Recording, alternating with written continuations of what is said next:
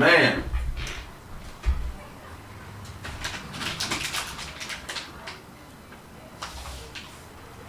We in here, man. God. Welcome to Kraig Facts. Welcome to Kraig Facts, man. Got such a great show planned for y'all today. I got some questions, man. I want y'all to answer in the comments. See where y'all heads are. What would you do if you was on vacation and found a dead body in your hotel room? Yo, Blaze, come get this phone, bro.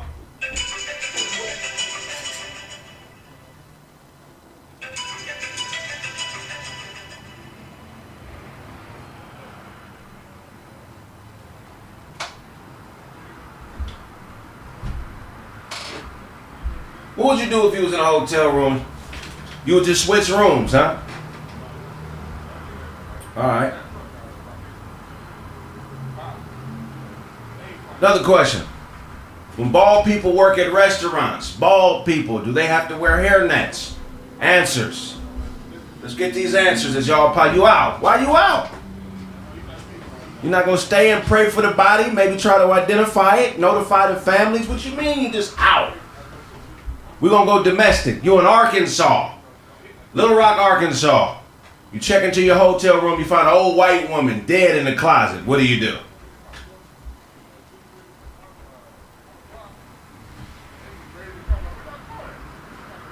The hairnet question. Okay, they are. Which one do you guys prefer? Having smelly fingers? No, hold on. Which one do you prefer? Having no nose and smelly fingers, or being blind but having a really nice smile? Which one do y'all prefer? Having no nose and smelly fingers, or being blind and a really nice smile? Oh man, another question. Why is it called beauty sleep? Even though you wake up looking like a hot mess. Why do they call beauty sleep if you wake up looking terrible, man? Wear gloves. He said wear gloves. We piling in. We're going to get to it when everybody come in. Have you ever attempted to swallow toothpaste? Give me an answer. Good evening, people. Have you ever attempted to swallow toothpaste? Hey, y'all, let's get going.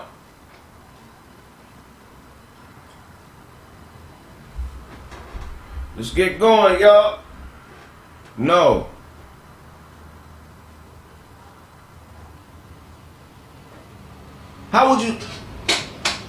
What are two things that you think are normal but become really strange when you do them repeatedly?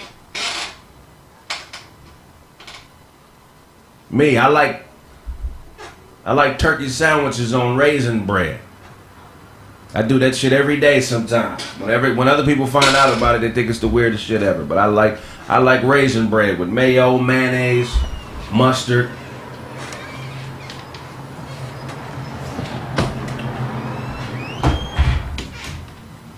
Is it permissible for minors who act in R-rated films to see them?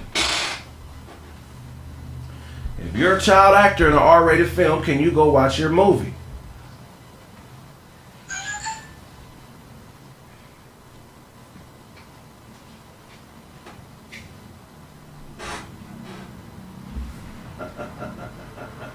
I fuck with raisin bread heavy. I don't know why, man. How do birds actually pee? Does anyone have proof that they've seen a bird piss? How do birds pee? Somebody answer the question.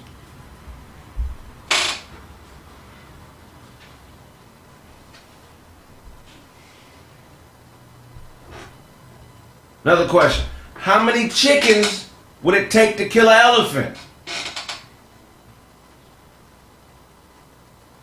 How many chickens would it take to kill an elephant?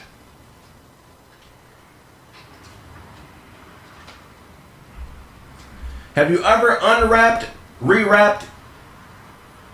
Have you ever unwrapped a gift and rewrapped it before gift bearing?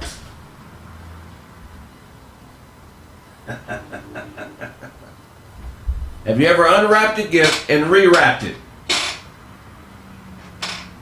Talk to me.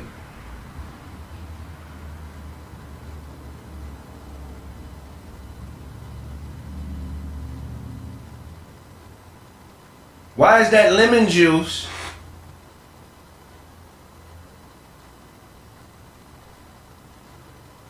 Why does lemon juice have artificial flavoring, but dishwashing liquid have real lemons? Yeah, right on time. Are eyebrows considered facial hair? Somebody answer the question. Are eyebrows considered facial hair?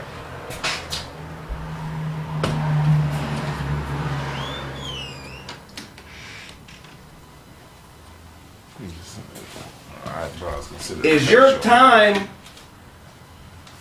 truly wasted if you enjoyed wasting your time? Please answer the question.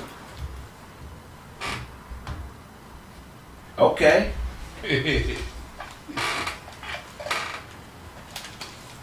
Have you ever been tempted to sleep inside a refrigerator?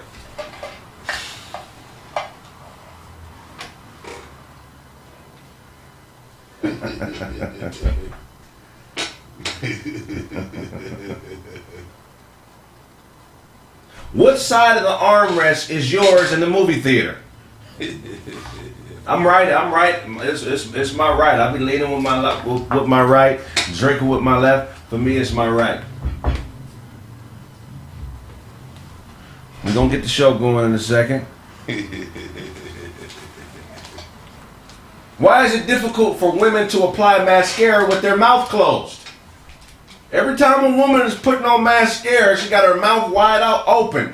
I do not need to see tonsils when you put makeup on.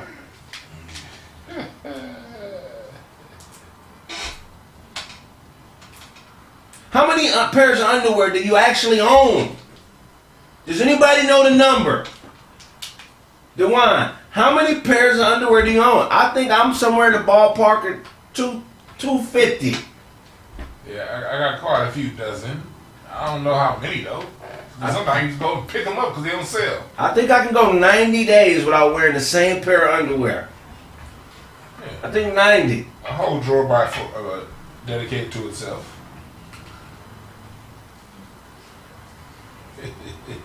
I got another one. What is the highest number that someone is counted to? Anybody know that answer?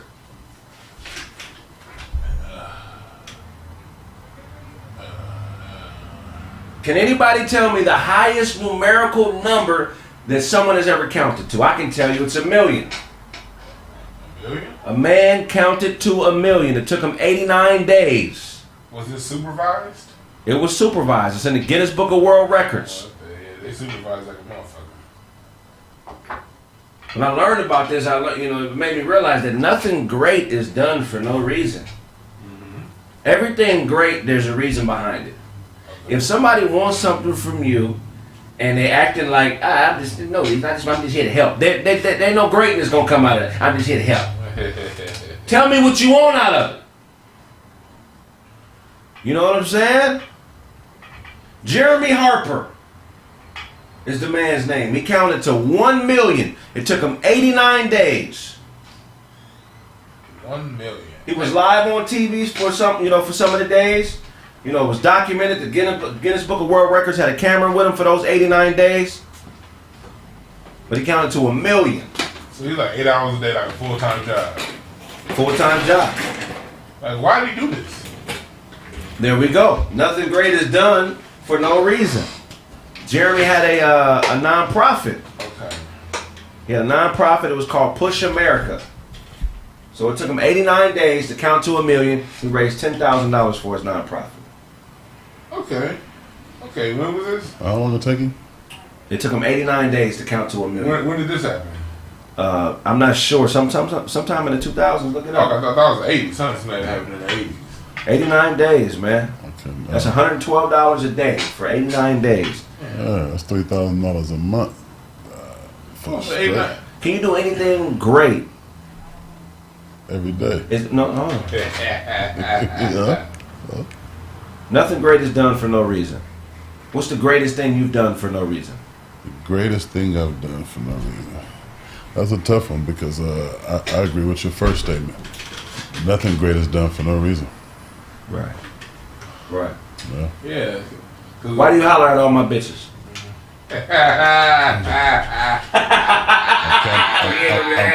I'm campaigning for president. And I need as much support as I can get. Why do you not bring bitches around for niggas to holler at? I'm campaigning for president. Nothing great is done for no reason. So when niggas do shit, period, whether it's me or anybody, please don't think it's for no reason. You feel what I'm saying? It's a reason behind it. Definitely. You know what I'm saying? True. Why do you always tell us the shit you learn? Right. So I keep it fresh in my mind. Yeah. See? Why is that important to you? It's important because I got to be sharp. I have a lot of people that depend on me. Right. I got this because I was working with kids. Right. And kids always had questions for me. And I got tired of being able to repeat Laker stats, but not being reported. Nothing great is done for no reason. Yeah, I used to repeat Laker stats, and like if I can repeat Laker stats, at least I can help you little motherfuckers out with something better than that. Nothing's great is done for no reason. You gotta watch niggas who just try to be around and act like they not there for something. Yeah. Is it that you think I don't know you're here for something and I don't have the courage to acknowledge it? Or like, what is it? Because I'm doing a lot of great shit I don't talk about, and none of that shit is for no reason. Yeah. I was mobile home shopping online for my mom today. She ain't got nowhere to go. So I'm looking to buy mobile homes. What is a greater reason to spend money than your mother? You feel what I'm saying? Yeah. But that got me thinking, like, man, I'm doing this shit for a good reason. And I'm tight with money, bro. I can have $3 million. You won't know I'll drive the same car. Yeah. I don't change up for niggas. I don't want niggas to know what I got going on. Right. You feel what I'm saying? Still driving that same shoe. Still driving the same whip. And I got more than one car niggas would never lay their eyes on. You know what I'm saying? But I do shit for my motherfucking reasons. Everybody does. Yeah. You know what I'm saying? Yeah. Young fellas, I'm telling you, listen, bro. If you a man or a woman and a great person enters your life, they gonna let you know why they there. Either their actions gonna let you know, or eventually they gonna let you know. Now, some people come together based on commonalities, but eventually, when an identity is formed in a friendship, you should know why everybody is there. It shouldn't be no freelance shit going on in your life. You know what I'm saying? We here on a friend level, we barbecue, play dominoes together. That's what it is. If we elevate to another space, then we gotta have a conversation. You feel what I'm saying? Yeah. We gotta have a conversation. That's why, and don't be afraid to ask why somebody's there, because people ain't always there for malicious intent. Maybe y'all got a mutual thing. Maybe we both can win off this. Right. And the other side is, not only don't be afraid to ask, but to the other party, don't be afraid to answer. Yeah, exactly. Don't lie about it. That nigga asked me a serious, why you hollering at my bitches? And real clear and plainly, as simple as that, I'm running for president. That's all I feel. So for him, that could be like, oh, okay, nigga. Maybe I thought it was, you know what I'm saying, you thought you were more like than me, more right than me, more whatever, but to know, nigga, it's a ball laying around, you didn't give a fuck, you picked it up and shot it. Okay, that's it, nigga. You just be fucking around, you just be playing ball. Right. So there ain't nothing wrong with it. Right. But the key in that situation is, however you playing ball, it could be being played with you too. Yeah. So when it's time for you to, you got to be able to take it the same way you give it. That'd be the problem with niggas. They want to give, but they be forgetting it's a receive that can happen as well, nigga. Yeah, receive is supposed to happen. Yeah, you feel what I'm saying? That kid is supposed to. Like, we have a whole generation that ain't used to consequences. Yeah. I mean, they can just do whole people especially on the internet. People are used to just doing whole shit, saying whole shit, and then maybe you come back and it's just words. People get hurt at words, right? As a comeback, and let alone actions. If you're doing some stuff, you should expect some stuff to come back to you, and when it do, just be like, that's the game. You gotta, nothing great happens for no reason, man. You got to establish what it is, because if I know why you're here, I can contribute to your greatness. Right. But if a nigga's just around you freelancing trying to pick fruit off your tree, That ain't gonna work. Right. Let me help you plant your own seed. That's what homies are for. That's what friends are for. You grow your tree. You know what I mean? Yeah. And when your shit grow, I eat a little fruit off of yours. You eat a little fruit off of mine. But don't just be back here picking. You feel what I'm saying? Yeah. And thinking I can't feel it being snapped off the branch. But you gotta, nothing good happens for no reason. I keep reiterating that, man, because I was reading up on memory and triggers and shit, man. And there's a small organ in the part of the brain called the hippocampus. I don't know if you're familiar with the hippocampus, but they say the hippocampus is the place where we store memory. Okay. And it keeps the emotion and the memory stored in that location. So there's actually cells in the hippocampus that have an environment around them, emotionality, you know, what was happening at the time of a memory. And if you stimulate the brain properly and get it in a certain environment, you can remember things that you would have never thought you forgot. Okay. You feel what I'm saying? Yeah. Which I think is an important thing, man, because if nothing great happens for no reason and you understand the reason, I feel like when you get into situations, if you understand why people are there and why you're there, you can always reset and remember why you're doing something. You know what I'm saying?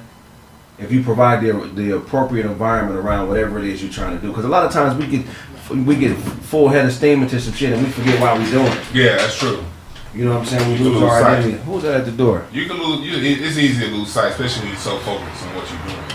I've lost sight a few times. Yeah, you be so ingrained in the day to day of just winning, you forget how far you've come, and sometimes you forget why you even started. You just going all the way there, but you know that's why people are always around to bring us back home. You know, Right. that's why it's good to have good people around to help bring you back. Look it up, man. I may be saying it wrong. It's the hippocampus. HIPPOCAMPUS. Wait, how to HIPPOCAMPUS.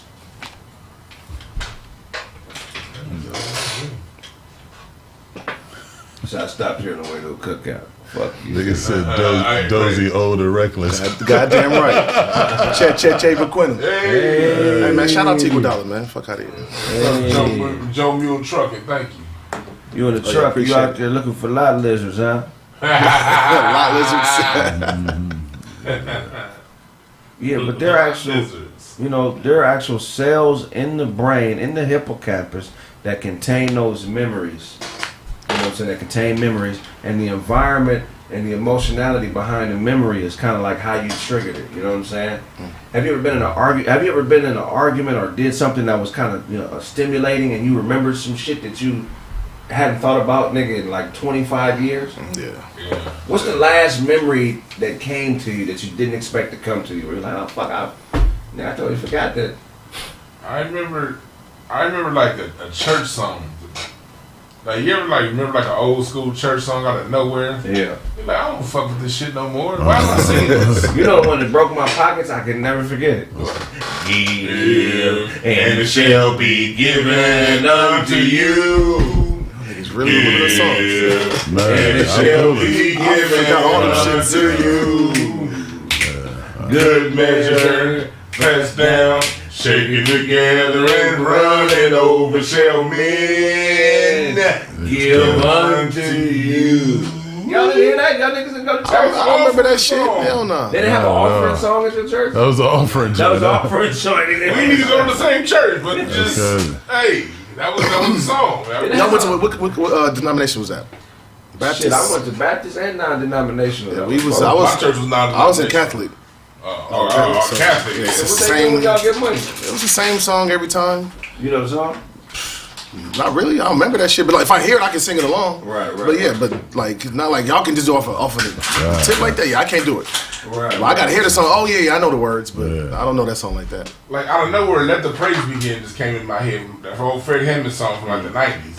I'm like, why am I remembering it? I hated this song when I was in church. Man, I'm trying to remember that song. I don't remember. It was it was "Let the Praise," Hallelujah, thank you Jesus, some shit like that. But it just came into my memory out of nowhere last week. And I'm like, why do I remember this song? I hated this song. Yeah. That's why I'm like, because I know I hated. So that's why I was like, yeah, I remember that shit. I put them shits out my memory. I hated being here. So it's like, I don't want to remember these songs. I played the drums for a long time, so a lot of it got ingrained. But even when I played there, But you like playing the drums. Yeah, you like playing. Though, and gospel music is where you can really get soulful. But I don't like gospel music. I never have. So why am I remembering this shit? I like Kirk Franklin. Put your motherfucking hands together.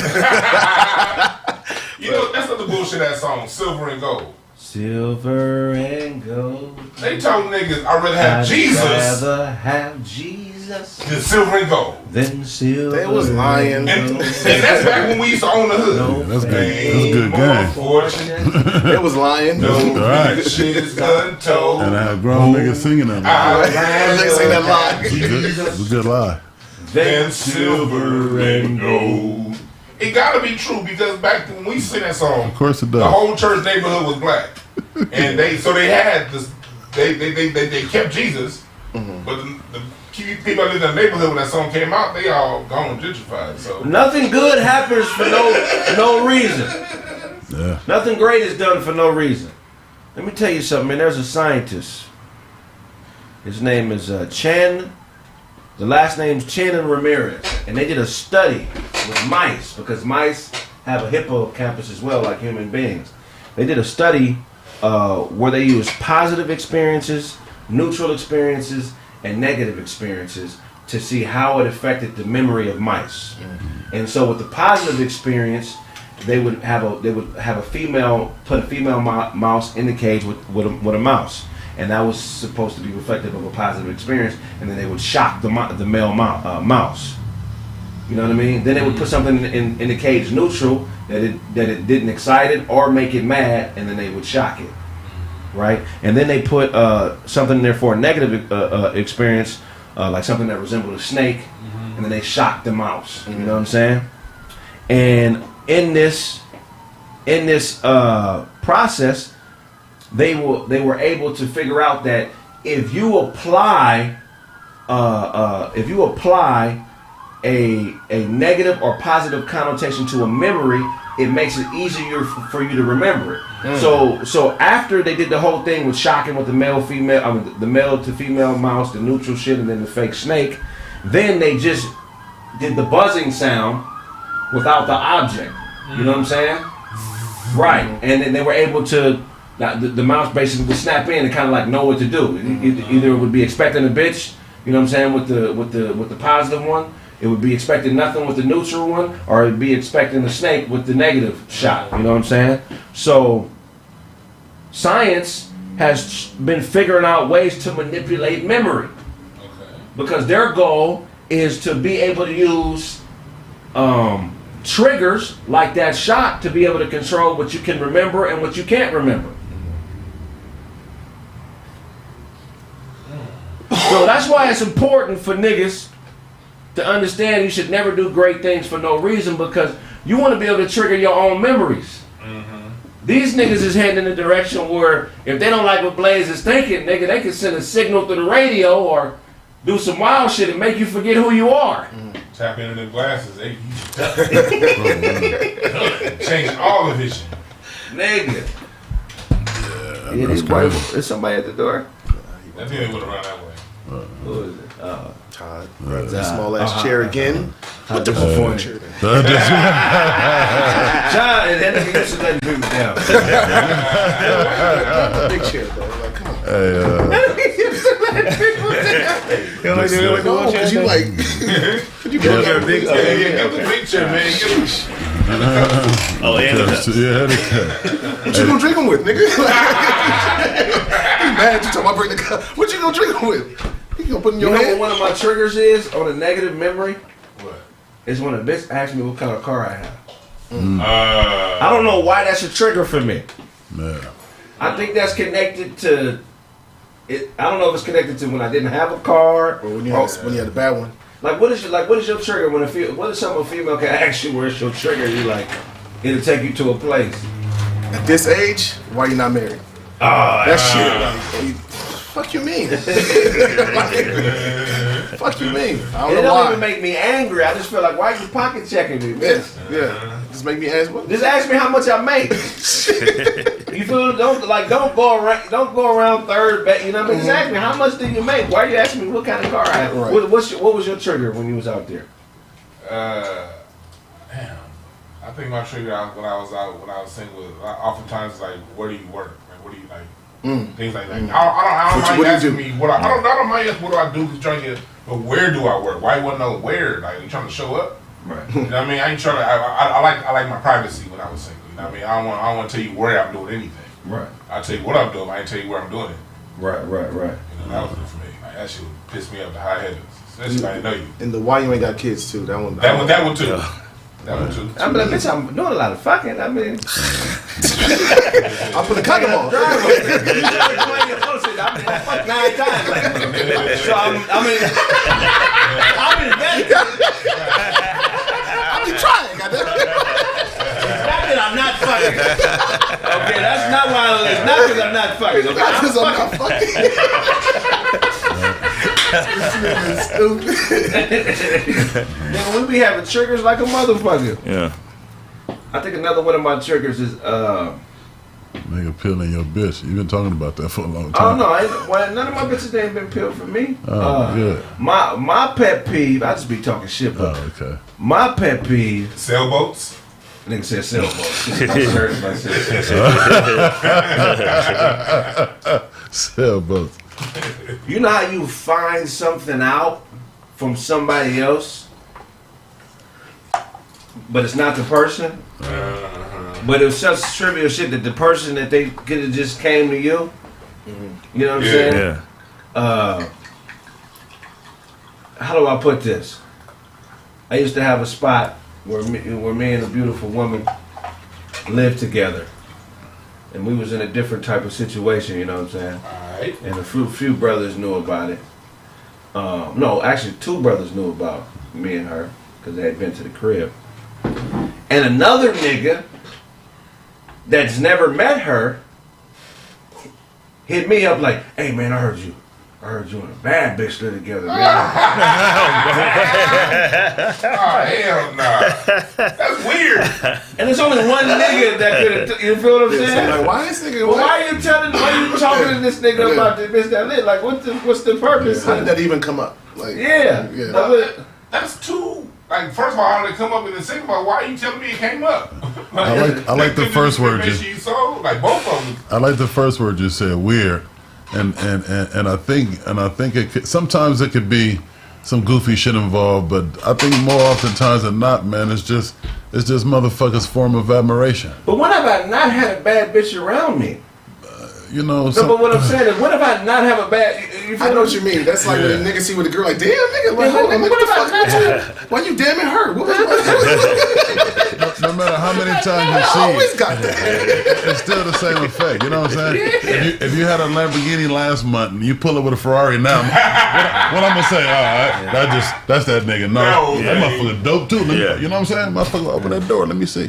So it's still weird though that's how he expressed his admiration. It should have been simple as, oh, okay, bro, you shit. I see you. But he did the To weird go and show shit. another nigga so he can come back and This tell nigga Kraig got a bad one. Yeah. That's weird. Yeah, that's weird. You know what I'm saying? But I don't even think. I think the nigga was gauging. He was trying to gauge the bitch. Like, so the bitch is living with me. So that must be. It must be something going on here, my nigga. What the fuck are you doing? That's like, you know what I'm saying? I don't know, man. I just, He don't know the story because all he heard was you living with him. Some niggas so don't. It's Kraig But, fucking this bitch that he living with. Right. That's Yeah. maybe that's trying to find out. You know. But when it comes to a woman living with you, you got a woman, and if y'all cohabitating on any level, anything goes. I wouldn't at that point. You know what I'm saying? right. He could have her any kind of way. I wouldn't even be worried about it. No speculation or nothing because This nigga's married. it gets And his call and was inquiring about the bitch that lived with me. This nigga's married. And the nigga who talked to him about the bitch, we've never had a conversation about it.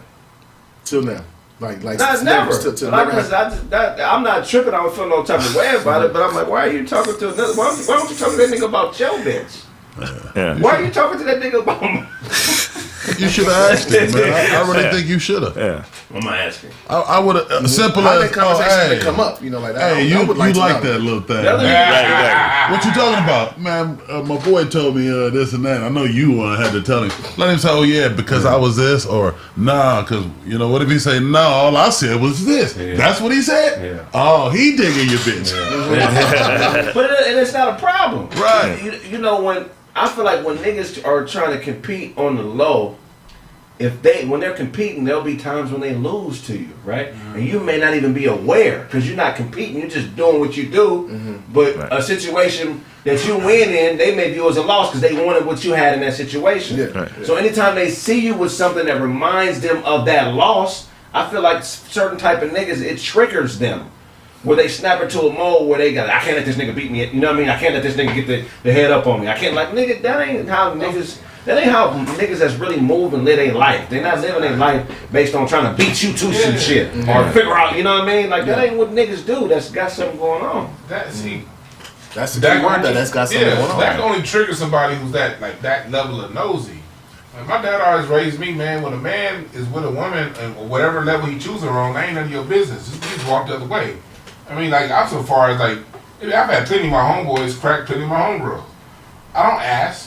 Right. Never, that's not gonna be a conversation with her or him. Right. That's y'all. We grown, man. Like when I was 16, yeah. But like now, it's like, what are you talking about? Like, why are you over here? Challenge. No socks on. No, but them triggers of the reason I'm kind of when niggas be triggered, they forget who they are. They forget that who they are is good enough. Did they ever know? But they don't be knowing that they triggered. They don't know that they triggered, bro. The way that they move, they feel justified in what they're doing. And it's like, go ahead. But how about, because like there's a lot of insecurity out there, right? So it could be that the nigga was insecure. He never thought he was good enough. Right. And then now it's proven. Right. So now he's acting out. There's that aspect. Yeah, sometimes we see people how dope they are from our point of view, but they don't believe it. Mm-hmm. Right, yeah. You know what I mean? Because I be fans of niggas who don't be fans of themselves. Right. Exactly. Yeah. And I be like, well, should I be a fan of this nigga because he don't think he's shit. You feel me? Maybe I need to recalibrate myself. Yeah, real talk. No, sometimes motherfuckers, I don't know. Sometimes motherfuckers don't know, and then sometimes niggas, be so into them that they forget that they're superstars because they be superstars, in their everyday life and been doing it for so long. But you know what's cold about that is that the way a nigga sees himself being a superstar may not even be in the same light as the observer and how they view them as being a superstar. Like you may think, a nigga may look at a place and say, oh, you may think it's because you tall or whatever, right. But another nigga may just be strictly on your brain. Right. Another motherfucker may just be strictly on how you chill and observe information.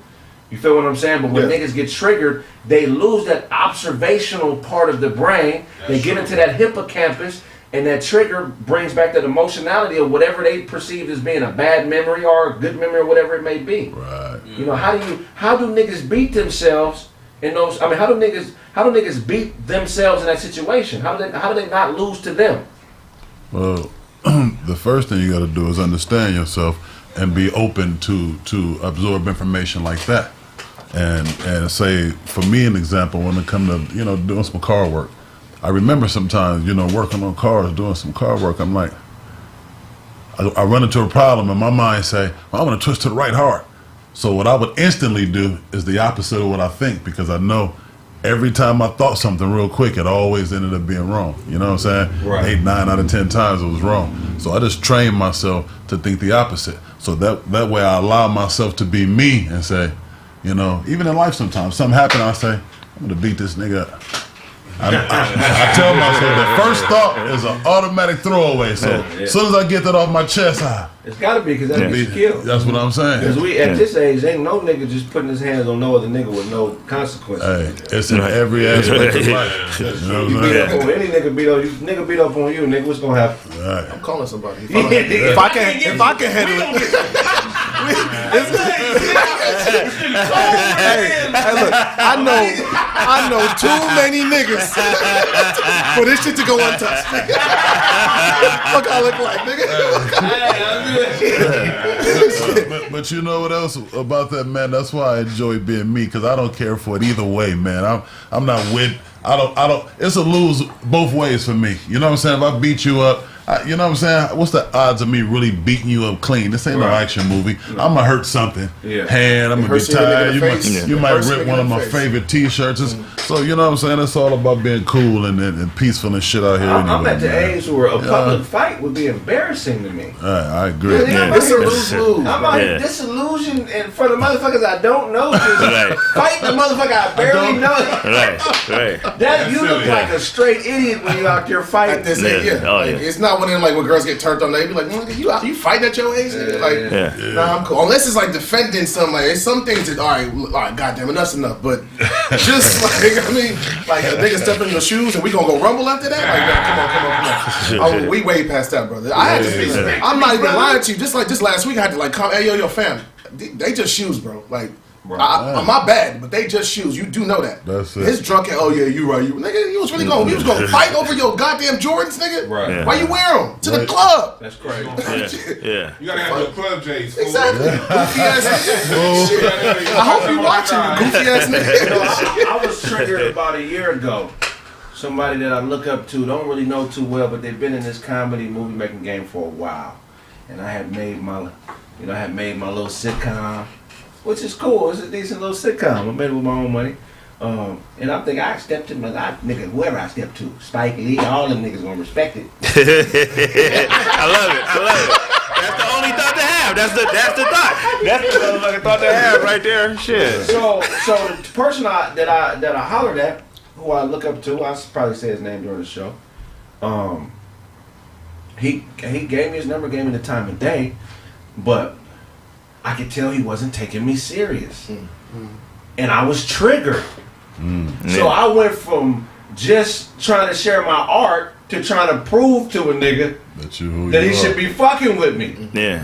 You feel what I'm saying? Yeah. And I think sometimes when somebody is overly trying to prove something to you, I think if you got anything going on, I think that puts up that's a trigger to put up a fence. You know what I'm saying? So a lot of times when you're dealing with really smart people and y'all are triggering each other, they backpedal different than regular motherfuckers. You know what I'm saying? That like when a smart motherfucker that can help you is backpedaling on you, they'll do shit like no matter what you say you're willing to spend, they don't think it's enough. You know what I'm saying? Right. Because I was like, man, I know somebody that's willing to pay $20,000 an episode for a celebrity type person to come on, and he was like, man, I don't know if that's gonna be enough. $20,000. Cash money come fuck with my shit. Nah, I don't think. We went down the list of like 8, 9 motherfuckers. But what about this motherfucker? No, ain't nobody gonna fuck with that. But I know damn well that niggas will fuck with a quarter of that. Yeah, for sure. Yeah, for sure. But I triggered that nigga, and he triggered me. He triggered that. He be having it. And I was ready to whoop his motherfucking ass. I don't know. What you mean it ain't enough, nigga? Question, Kraig. Did he trigger you or did he trigger your ego? That's what it always breaks down. At that particular point, I wasn't separating myself from my ego. Okay. Yeah. So I was triggered, though it was really my ego. I'm glad you said that. It was my representative. Yeah, I'm glad you said that because oftentimes we don't separate ourselves from our ego. Sometimes our ego can be running them up. And if you notice your ego is cool, but as long as you know what it is, you know what I mean? When you don't know what it is and you take it in as yourself, that's where that depression thing can come in real fast. Right. That's what I feel. Yeah, that's where you forget who you are. Normally, if somebody stopped fucking with you, it's because of that. You triggered their ego in some way. Question, how do you identify your ego? Well, I mean, like for the people, you know what I mean? That don't, like you said, unless you don't know, that's an option. Well, so how do you identify it? It's a few ways. One way is to first of all, get a greater knowledge of yourself. You know what I mean? And then sometimes with a situation, do review situations. Like at the end of the day, when things went on, that's something that kind of bugged you. Sit back and review. Like, what do I really want? So was that me or was that something else talking? And you will know if it was something else. And then as you slowly do that, as you get more self-reflective, and you'll get a better point of view between you and your ego. You know what I mean? So it takes time. like Yeah, that was crucial. I was hoping y'all did. I was hoping to scroll. They said my glasses was thicker than Ghetto Barbie. Okay, so what? The Ghetto Barbie. That's fine. So for me, I would think that's one way, but who you are, like for real, is what you do, and how you feel about it is ego. Okay. How you feel about what you do? What you do? Okay. That's how I kind of separate it. You know what I'm saying? So for instance, like, I was an athlete growing up, so I used to go hoop. Right? What I did was I was athletic shit, whether it was basketball or something else. No matter when I would have been born in history, I would have been doing something athletic. Right. So I'm an athlete. Now, me thinking I'm the dopest nigga, that's my ego. Mm-hmm. You identify yourself as being an athlete, not Kraig Smith. Right. Because you Kraig. And that's another thing. But I've been an athlete before Kraig, because even my name, no, you were born, you weren't born in that. You were born a man, a young man, human. And well, that's the thing I remember Bill Russell used to always say that. Bill Russell used to always say, I don't call myself a basketball player. I'm a man that plays basketball for a living. Right. He said, because the minute you identify yourself with what you do, what happens when what you do is gone? Like, what happens when you tear your knee? What happened when, the economy tanked?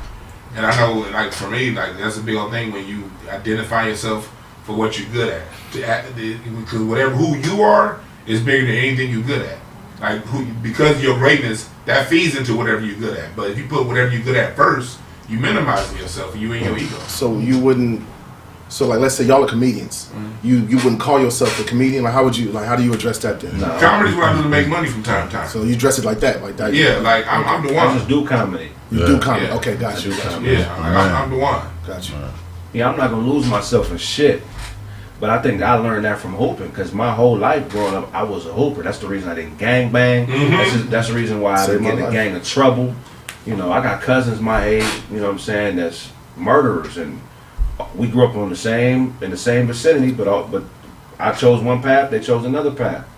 You know what I'm saying? So, but with hoop not working out, and me being good at hoop, my ego's telling me I'm great and good enough to go make money, which I think I was. That not working out, it forced me to deal with myself. Yeah. Especially at 19, 20, it was no longer a part of my identity, right? And so three things I always did was roast, make people laugh, rhyme, and play sports. I started all those things around the same time. Like 5, 6 years old. If we go back, I was doing all of those things that I'm doing now then. Yeah. You know what I mean? But the hoop aspect helped me deal with the fact that, I just play basketball, but I'm not a basketball player, bro, because this is no longer, it almost seems goofy telling niggas I used to be nice now. I can't get rid of that. Can't get rid of that. Go around! Can't get rid of that. Can't get rid of that. You can't get rid of it? Why? Because you was nice. I mean, I was. So it's like, I'm not getting rid of it. I mean, maybe that's Ladies and gentlemen, in the my room, I never hear him talking about basketball. We talk about basketball more. I never hear him. Hold the fucking phone, nigga. Hold the fucking phone, nigga. You know what I'm saying? That's brother. What's up, brother? But that's true. You're saying, though, I feel like I got to that place that you talked about. Separate myself, because I grew up, you know what I'm saying? The athletic, the hooper, and I had a tough time separating myself and dealing with the fact that, this ain't what it is. What really forced me into it was I had the knee surgeries, but then my father had a stroke when I was 19. That's so life got real. Life got bigger than that. I think if that wouldn't have happened, I probably would have been disillusioned for a few more years. Yeah. You know what I'm saying? But that's what, it took something bigger than me for me to realize that hoop ain't shit. It ain't, and it's funny, it's similar to me, when I was in my late teens, early 20s, I was the fat nigga that could hoop, and that's all I did. Hoop was a major part of my life, coaching, whatever. But then when I had that second knee surgery, I was like, shit, that ain't never happening again. And then I was like, okay, I'm a hooper and I'm a drummer. And then at the same time, I left the church, because I wasn't playing the drums no more. So now I had to deal with me. And it was like, first of all, the one you look seated the whole time, your fat ass wasn't ever go pro.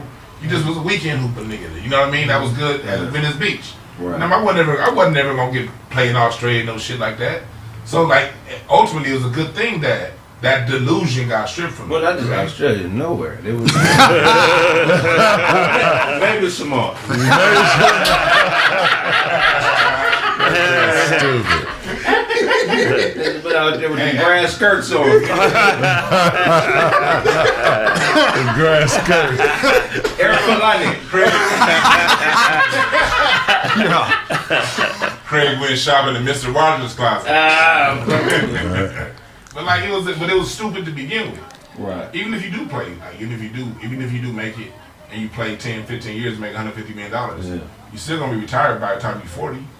Right. So who are you gonna be the rest of your life? Right. You know what I mean? Like, and so like I'm a drummer, because I've been on stage playing drums since I was 13. Right. But then I ain't playing no more. I ain't getting no gigs. Like who the fuck am I? Everybody still got hoop triggers though. Yeah, for sure. How many times y'all seen me just doing this shit? Every day. Let a nigga say, oh, you can't hoop. Or you don't know about hooping. Hold on. First step. And how many times have I done this where Duncan or DeWine came over and tried to block it?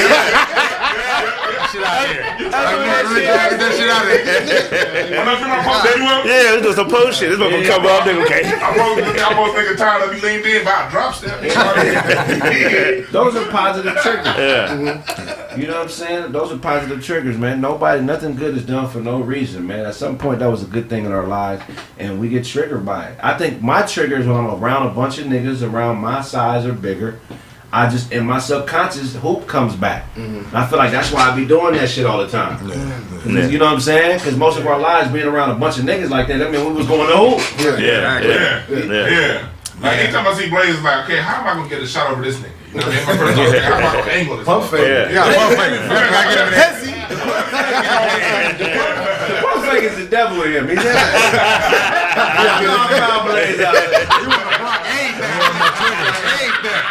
I wish a nigga would go up. That pump fake one of my triggers. I ain't gonna lie, that's why too. I'm in the air. Shot blocker, so I was always jumping. So realize, he got go volley ahead. a motherfucker. That was always the rule in basketball. Like the white boy can shoot, the light skinned nigga had all around game, and the African can block shots. All day. Every African block shots. Don't ever shoot around an African. That motherfucker gets swiped Because out. Africans is haters by nature. Oh my God. You ever heard of Africans game with the hoes? It's all hating. What is he doing for you? I am here now. What is he got right now? It's lit. I am here now. Oh, yeah. God doesn't love you. I love you now. Kraig been watching. You been watching the movies, nigga. I'm not talking about American now. I'm talking about. No, yeah. You been watching the movies. The niggas is haters. They be hating on each The other. accent getting better than everything. I see you. Go ahead. How does he love you when I'm here? Good. It never be with you. Never. We need to make a movie just so he could do that. Look at the bottom. Who? Me? Yeah, man. That's a trigger for me, man. What's a trigger for you? What's a trigger for you? Blaze, snaps. We like, man, that shit kind of. I ain't tripping, but that shit got me like, man. Well, okay, motherfucker. Look, I got a basketball trigger because you know what I'm saying. I used to play sports. I used to play a lot of basketball too, but I wasn't good. You know what I'm saying? But I played every year. You know what I'm saying? Up until you know what I'm saying. I was always on the team. You know what I'm saying? Did you have a headband, an elbow? I had a headband. Yeah, for sure. Yeah, for sure. Man, respect. Yeah, the Mike Bibby, the motherfucker. You know what I'm saying? Put me in now. What is he doing? Put me Kraig was balling in that hat. Me now. Nigga don't even say in the game. Put me now. Put me now. Nigga, get up off the bench. No. Me, coach. Coach won't put me. African on the bench. I love it. Put me, please, now. Please. That's fucking funny. Oh man. What was you saying, Tom? I'm just saying, like, I mean, when y'all talk about basketball, you talk about I used to be nice. I'd be like, damn. I was never nice. I would have probably been on a team against a motherfucker. You know what I'm saying? You know what I mean? I'm not gonna get dunked on or shit like that. Don't jump on me. Don't jump on me. Listen, I was bodying niggas when I was in high school and college too. really? Yeah, I got bodies all over the court. Nigga. Any court, nigga, don't jump with me. Yeah, you like what you Don't like. jump with me. Yeah, you know Don't what jump I'm with me, nigga. That's all. Yeah, the nigga Nigerian. See what I'm saying? I'm triggered. I'm triggered, man. He said one thing, I'm gonna be like, nigga, what? We worse than guns, because a gun got one trigger, nigga. Men, we be having like 150 in it. Let a nigga you don't know try to tickle you.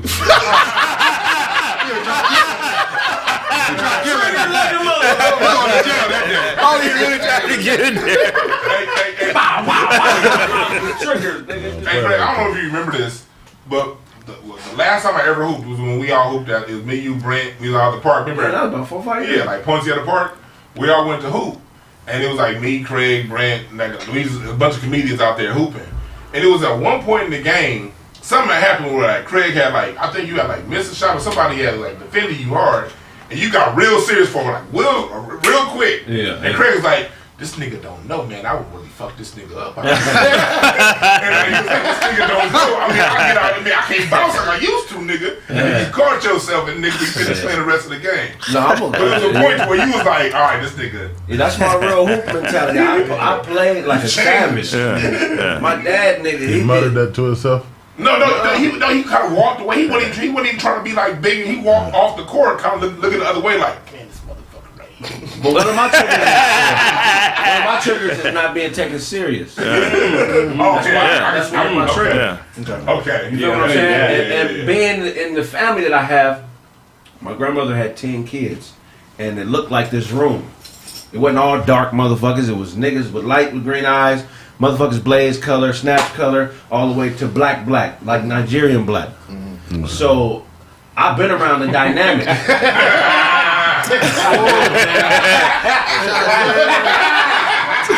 Tom was like, they talking about us. I would say that's most. Go ahead. I ain't scared. When I pick up on certain shit, I ain't scared to acknowledge it. And even if I'm not right, I know it's something there. So if I'm hooping and we playing against a team from LA and there's a bunch of dark niggas on the team, I know that they think that they got some type of an edge. So for me, it's my duty to nullify that. I don't give a fuck about nothing you think you got going, nigga. What's happening? That's how I hoop, nigga. So you think that's your like Michael Jordan trigger? Like Jordan always had to make. That's my Smitty trigger. Okay. Smitty's a killer. My dad is 5'7", 5'8". He ain't no big nigga.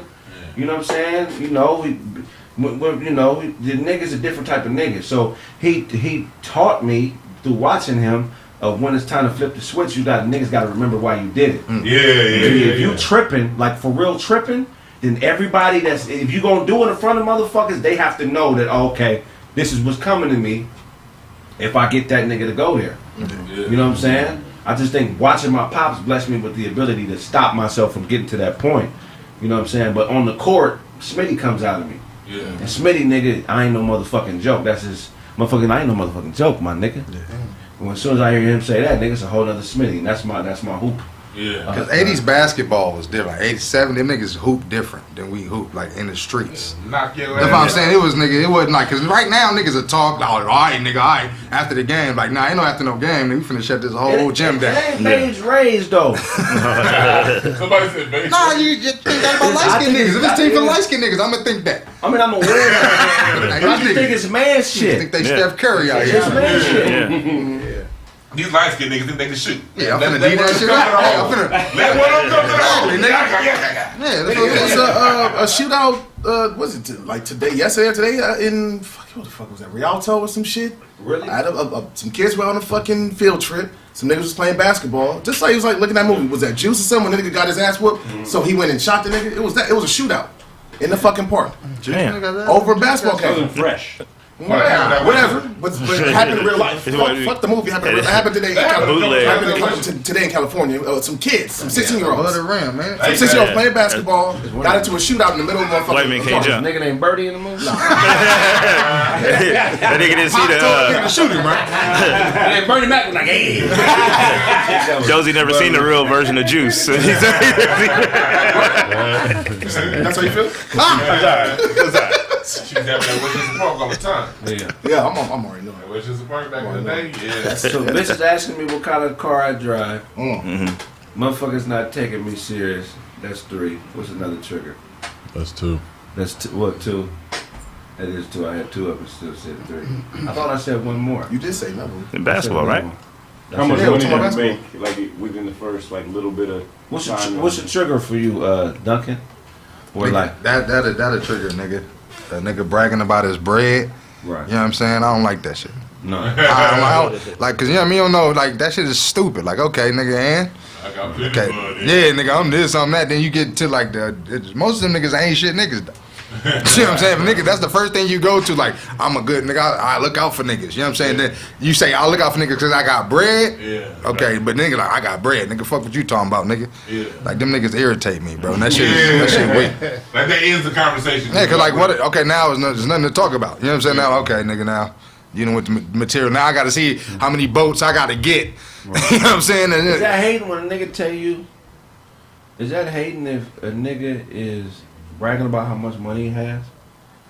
Is that like him saying, like, to me in my mind, am I hating if I think, or is it hating if you think he's thinking, like, what you gonna do about it? Like, you know, when the niggas brag about money, I feel like they low key saying like, yeah, I got bread. Like, if I do something, yeah, if I want to take your bitch, I'm nigga. telling you because you ain't a yeah, that's what I mean. Like, that's what I'm like, what do you mean by that, nigga? Like, too much speculation for me. I don't like getting into all that speculation. Why a nigga doing something? Because there's so many. He could be a new nigga with money. He can. This is that's brand true. new money. Yeah, that's this true. Nigga's excited right now. That's you know true. what I'm saying? I've been doing this for a while. He excited right now, and it's still. No, I'm just saying. I still think it's corny how he doing it. Yeah. But he, you know, I had a couple of homies in entertainment when these niggas get on, first start getting the girls start coming around. These niggas ain't answering phones. They faking. They doing all. Oh man, I can't get the nigga to do nothing now. He just getting his taste. I didn't understand it then, but I knew later that he just getting his taste, man. And some people, that's how they do it. Yeah. And nothing great is done for no reason, right? Right. So if a nigga is,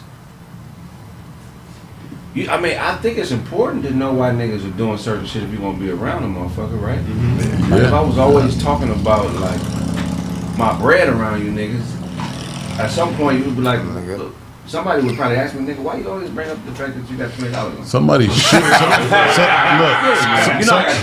Somebody should say that. But most oftentimes, you know what a motherfucker do with that shit y'all was talking about? Nigga speculate. When he really should ask you, right? Hey Kraig, I don't know funny shit, my nigga, but you've been mentioning that 20 grand. I mean, 20 grand is 20 grand. I know you ain't filthy rich, but that also ain't $20. But well, why you keep mentioning that, bro? You can say, oh man, you know, because whatever. Right, you know what I'm saying? I think it's important to be direct with your friends, and if it's your friends, you can be like that. But if it's somebody that just happened to be around, they bragging about something. I don't give a shit why they, overly excited about a couple of bucks. Are all triggers bad though? Are all triggers bad? No, you got good triggers, you got bad triggers.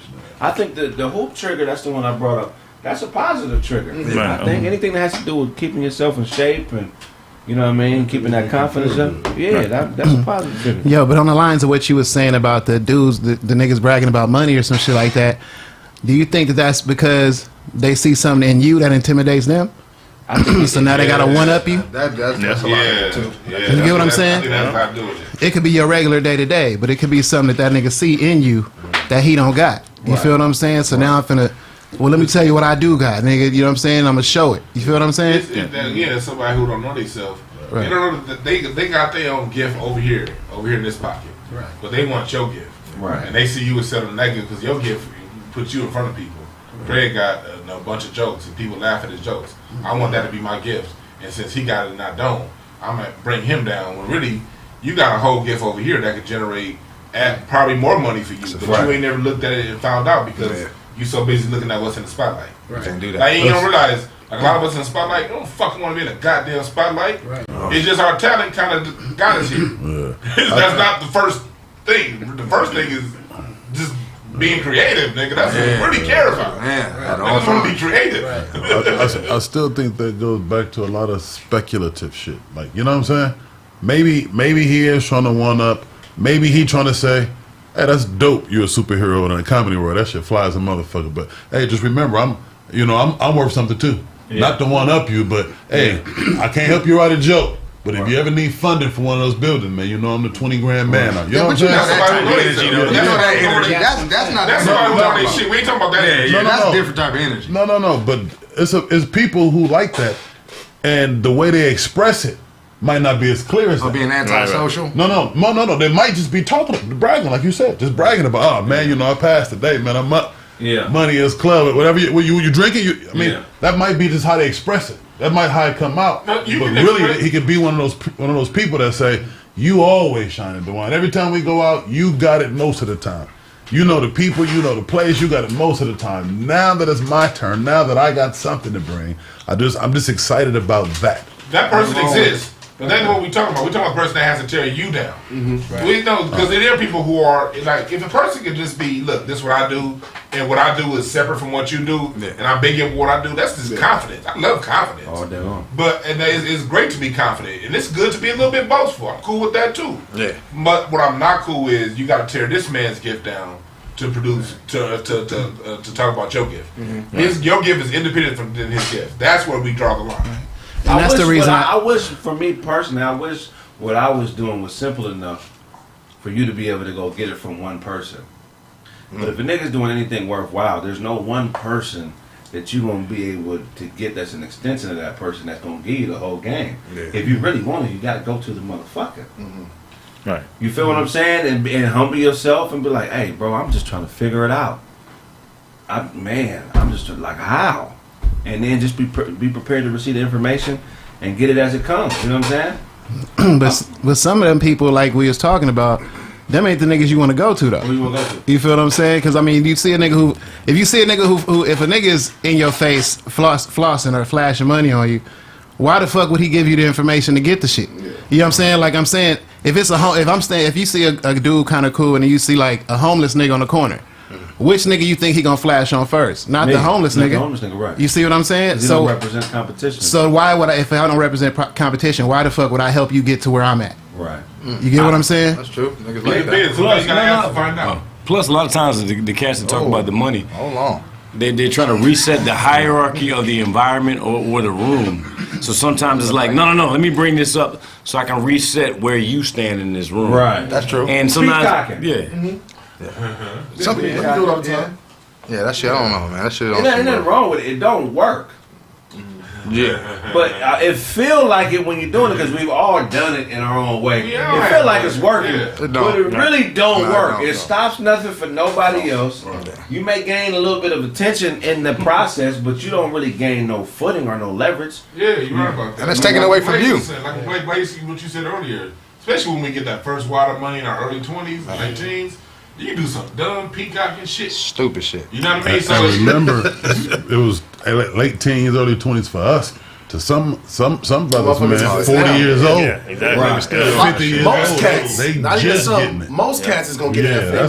That's a more accurate. Most niggas gonna get it. That's true. Yeah. But I was also saying, on one hand, it's good to have a compassion, like you said, because sometimes it's their first time with a nugget of money, and that first time for people who ain't never had nothing.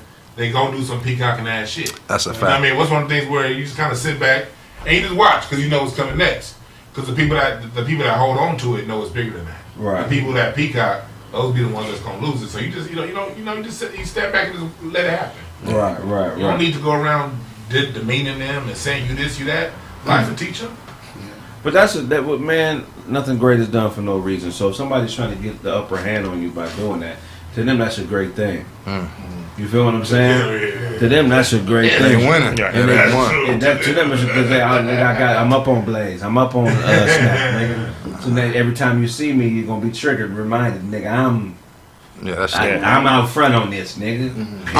Niggas shouldn't even want that type of energy around them though. Like I don't want that type of energy. I don't want ever feel like, you know what I'm saying? Like even that with me, like, you know what I'm saying? Like nigga, even if a nigga go there, like you always gotta pull yourself back. You know what I'm saying? Later on, like damn, because niggas it's like niggas gonna be real in front of each other, but when you by yourself, it's introspection is gonna be. You know what I'm saying? I mean, being introspective is definitely something that you do. You're like, damn, you know what I'm saying? I shouldn't have said that though. You know what I'm saying? Because you gonna do that better with yourself. Yeah. Kraig can sit down and tell me like, nigga, yeah, you shouldn't have said that. But when I sit down, I be like, damn, I shouldn't have said that. Yeah. I tell Kraig, well, the reason I said it was, but when I by myself, like, yeah. You know what I'm saying? So it's like you're gonna be honest with yourself. You know what I'm saying? But like most niggas, if you're losing that, you're fucking lost as a man. You know what I'm saying? Yeah, you can't even talk to you, nigga. Okay. Okay. Somebody asked in the chat room, what is peacocking? Peacocking is basically derives from a term that where male peacocks flash their feathers. They have these really nice, extravagant feathers, and they flash them and do a dance to attract a mate or to attract attention to themselves. So it's just basically showing your feathers, showing your hand for attention. Yeah. Which is as a man is just out of order because you're putting yourself in danger. You're making yourself vulnerable. You know what I'm saying? You're doing all type of things, forgetting. You know what I mean? That certain attention ain't snatched up by something. Ain't every single thing we do peacocking though? Get a nice haircut, driving a nice car, wear nice clothes, jewelry, whatever. But he talking about the aspect of. He talking about no. Grooming is the only thing. The haircut is the only thing. The nice car is not grooming. Well, it depends on why you buy the nice car. No. Peacocking, nigga. What you mean? That's what I'm saying. That's peacocking. No. It depends on because like I know like for me. When I got my first set of nice cars, it was definitely peacocking. Like, nigga, this is what I got, you don't. Yeah. And then later on, it was just kind of like, nigga, I love the way these cars drive. Trading value. The way this shit this. I understand that. We talking to me, baby. It ain't peacocking to them. It's like, nigga, this is what I got. If you name any of those cars you think that were awesome to drive, I'll tell you one that's half the price and it's a different maker. So if you really cared about the drive, you'd save your money and drive the other ones. We drive it. We drive. Everybody. You crazy? I'm telling you. Just like when you asked me that day, like, why you drive a nice car? Shit. I like nice cars, but yeah, I know what the fuck this shit look like on the street. I know what this look like driving down the motherfucking block. I don't think driving a nice car is peacocking, but I think what you do to it is peacocking. Like if you putting 24s on it, changing the colors, putting a bunch of beat in it, like doing things to bring extreme attention. Advertising. I think that would be more peacocking. That's more peacocking, but still getting the nice car in the first place. Right. Like you can get that nice car. Just like I said, that same nice car, right? You can get a brand new one probably for half the price. Right. That drives just as well. That's gonna last you even better, better at gas, all that shit. Yeah. But you want the fucking Lexus. You want that Audi. You want that shit. You don't want the Prius ain't good enough for you. But look at the triggers though. Let me ask this though. So let's say I'm an art collector and I like to collect art, right? I go buy an expensive piece of art. I hang it up in my house. Is that peacocking? Because I ain't showing it to nobody. I'm not posting it. I'm not letting motherfuckers know. I'm not. You see what I'm saying? So if if it's an expensive car and I like it and I go get it, that ain't necessarily peacocking, right? It's now if I'm showing on IG and taking pictures of money and all that shit, to me that's peacocking. But if I buy the car because I like it and it's expensive, right? That's not peacocking. But if he had like all kind of weird ass beads, right? And different colors and or the glasses. The dress is. I don't think so. No, I don't do it. Obviously, but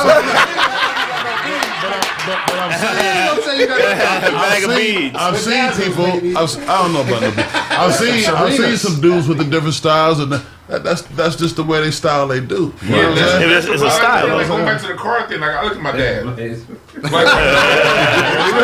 peacocking. I look at my dad. My dad has always had Cadillacs my whole life. Right. My grandfather always told him, "Get a Cadillac." He was mad at me that I didn't get one. I remember my dad having a lesson to me a long time ago. He did used to, at one point in his life, in his 20s, peacock over his Cadillacs. And then a cement mixer fell on one of his Cadillacs like back in 87. It just changed his whole point. He had like a 1 year period where he couldn't get a Cadillac. And he realized then it's not about the Cadillac. It's about, you know, it's just about the experience. The cattle, my son. That's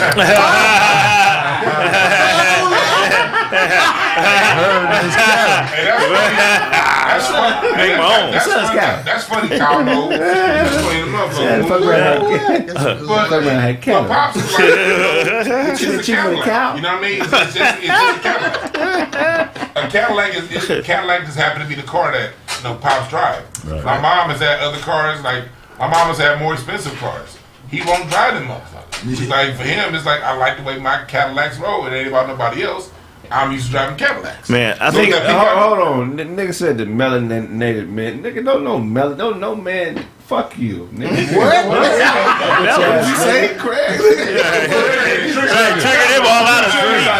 That nigga triggered. Me and my grandfather William is black as they motherfucking come, my nigga. So nigga, we gotta stop it. I wasn't adopted and raised by no white family. You be black as motherfucker, and I'll knock your ass out too. I ain't running from no fade cause no nigga black. Are you fucking crazy, nigga? You see my daddy on this show, my nigga? Nigga, I wasn't raised by no mark ass nigga. Right. Get your motherfucking noggin split, nigga.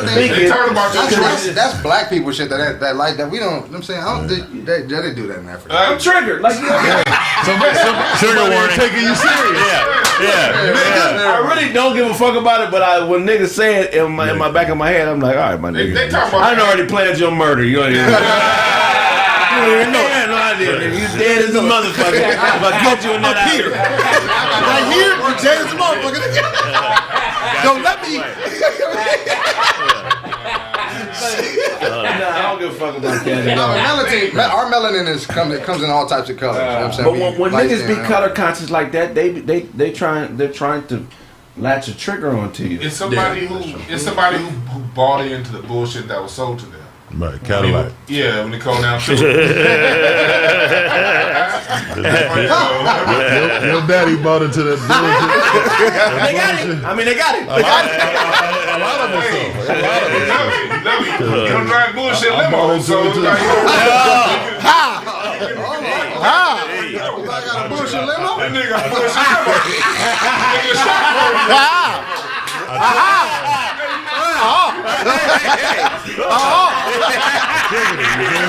shot that case. Keeping it real. He keep it real. This motherfucker. God dang. My nigga Daddy Car. That shit ain't black no more. That motherfucker's terrible. That bitch run though. We was on break outside. I was telling my parents anniversary's coming up. He's like, you should let me know, man. I could have put them in a limo. I put my money. Fuck my parents anniversary. Lift the top up.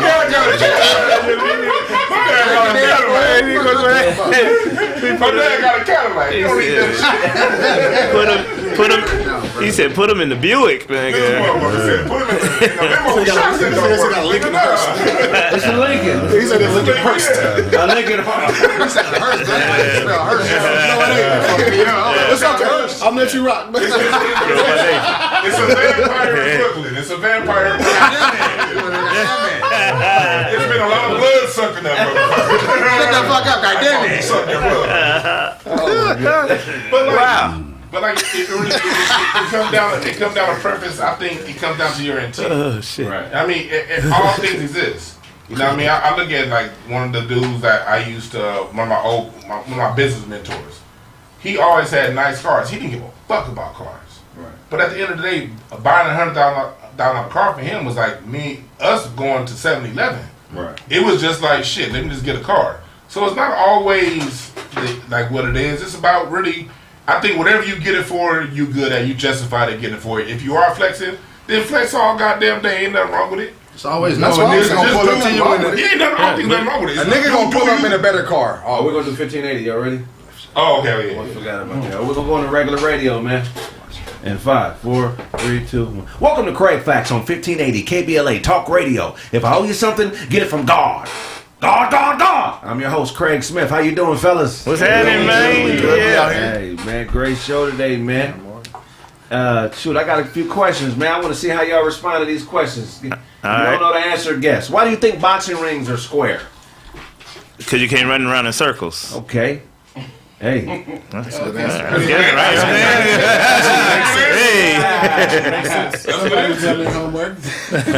you ever had an extremely bad haircut? Yes. Long time ago. Absolutely. He said a long time ago. The last one. I lost everything.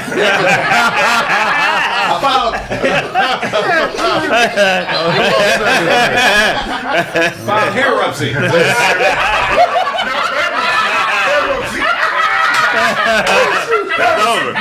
was over. Oh shit! It was over. Follicles went on strike. Yeah. And he came back. I ran out of 401 spray.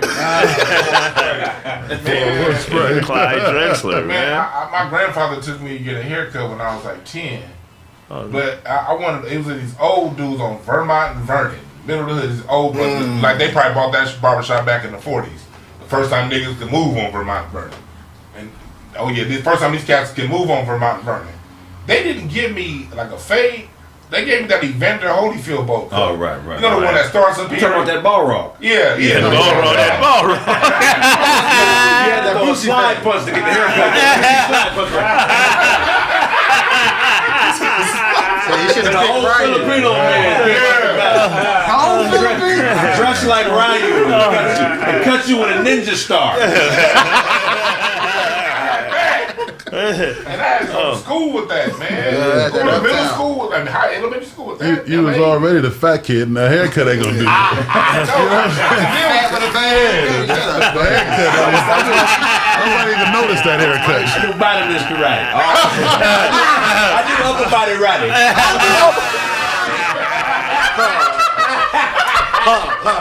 All upper. You ain't got this. You ain't got elbow. I can do this sitting down.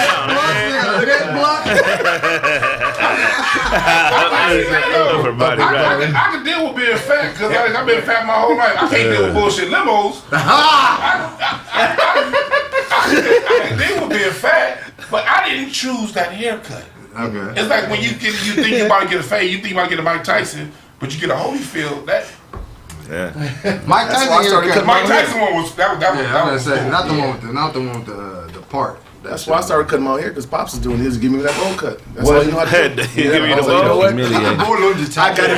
got it from now on. I got it from now on, Daddy. I got it. And he bowled Yeah, it was like 7th grade. I started cutting my hair. Pops was like, "What is that feed?" I give you this. I got in trouble over a bad haircut before. In trouble. I said I got in trouble over a bad haircut before. The homie at school lied to me. You know what I'm saying? His hair was dope. You know what I mean? My cousin had taken me this weekend to go to like Supercuts, get a haircut. I'm in there asking for a fade. They telling me I could do steps. Never. I don't even know what a step is. Man. So they were saying I could do steps. So I leave out of there, and my homeboy was like, "Yeah, I'll cut your hair, man. I cut all the time." Now realizing he was only a couple years older than me, lied. Went and got my hair cut. It was the worst cut ever. Yeah, it was supposed to be like the little Mike Tyson. It was like half a flat top and half a fade. I mean, half a Caesar. It was terrible. It was terrible. Yeah, it was like it was supposed to be a Gumby, but it was no diagonal, nothing to it. It was like Legos. One side was up and the other side was down. I went home. Mom tore that. Mom. I went to the house thinking I was gonna be cool. Get to the house, Mom wore. It was bad. Yeah, I got it. Your haircut. Every big step I take. I bet your haircut. And she didn't. Home, you get beat. Look, and she didn't cut it. You don't know yourself. Yeah, you don't know yourself. Wow, that's crazy. And she didn't cut it. I had to wear it out. Like, she didn't even cut it. She made me wear it out. Oh, you gotta keep that. It was That's a badge bad. of honor right there. And he was out there. He was out there with the brick and mortar storefront. I got a different question. When we come forward, more Kraig Facts on KBLA 1580 Talk Radio. God! Welcome back to Kraig Facts on 1580 KBLA Talk Radio. I'm your host, Craig Smith. If I owe you something, get it from God. God! Where do you guys think memories go? In your head. Subconscious. The cemetery? No, where do you guys think ideas go?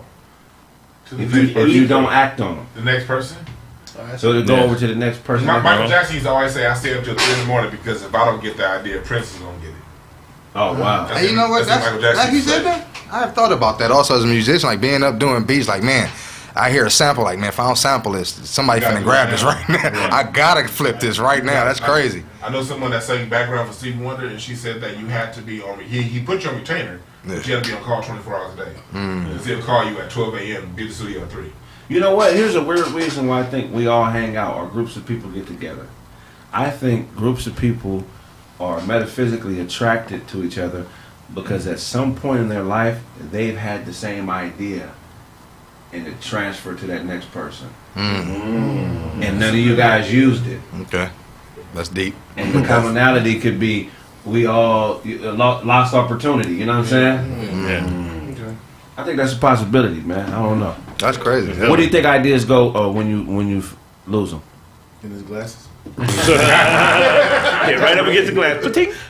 I got him on this microchip. Man, go back to that shoe idea I had in '93. What you think, Snap? Oh man, I don't know. I think some ideas, I think they'll reload for a certain amount of time. Then after that, I don't know where to go, man. I would say, yeah, that's a good idea. Maybe to the next person or to somebody. They gotta go to the next person. Somebody that's gonna do something with it. Think about what else would make us all be together. Why are we here? Because we do a show. Love God. Huh? You got that clown? I'm saying we're here to do a show, but it could have been a billion other people in our seats. We all had the idea to do a podcast. We all had the idea that we wanted to do something within. This idea has crossed everybody's mind before they did it. Yeah, that's a fact. You know what's crazy is that when you don't do it and you see it come from somewhere else. You feel what I'm saying? You ever had that idea? Like you have an idea that you didn't act on, and later somewhere else in the world, somebody else that's comes up with a show That's how I'm idea. saying they transferred. I had dumb ideas. I knew they was stupid. To me, they was dumb. But I look up, somebody that made $1 million industry out of it. I'm like, oh, well, maybe it wasn't stupid. You know what I'm saying? Starbucks. Definitely. When I first heard the idea of Starbucks, it reminded me of Bone Thugs and Harmony. Yeah.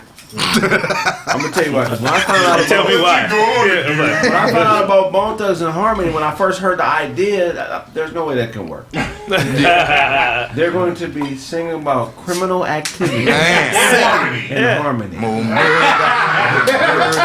back in. You didn't think that was gonna work? Boy, were you wrong? I mean, we were all wrong. You didn't think that was gonna work, Man, the music industry been having some crazy stuff for a long time. No, they Not have that, though. But Not if you that. heard the idea before you heard the music, it would be hard to make that connection. DMX, same thing. It didn't really work per Somebody se. growling like a dog. They didn't let that out until later on. All that early stuff that they got everybody rap, it wasn't a whole lot of singing with that. You know Who was what that I'm first? Oh, right, it was rhyming. saying? Yeah. For the love of money. Yeah. Right. That was singing First and of the month. Thuggish Ruggish Bowl. They was out there singing. Nah.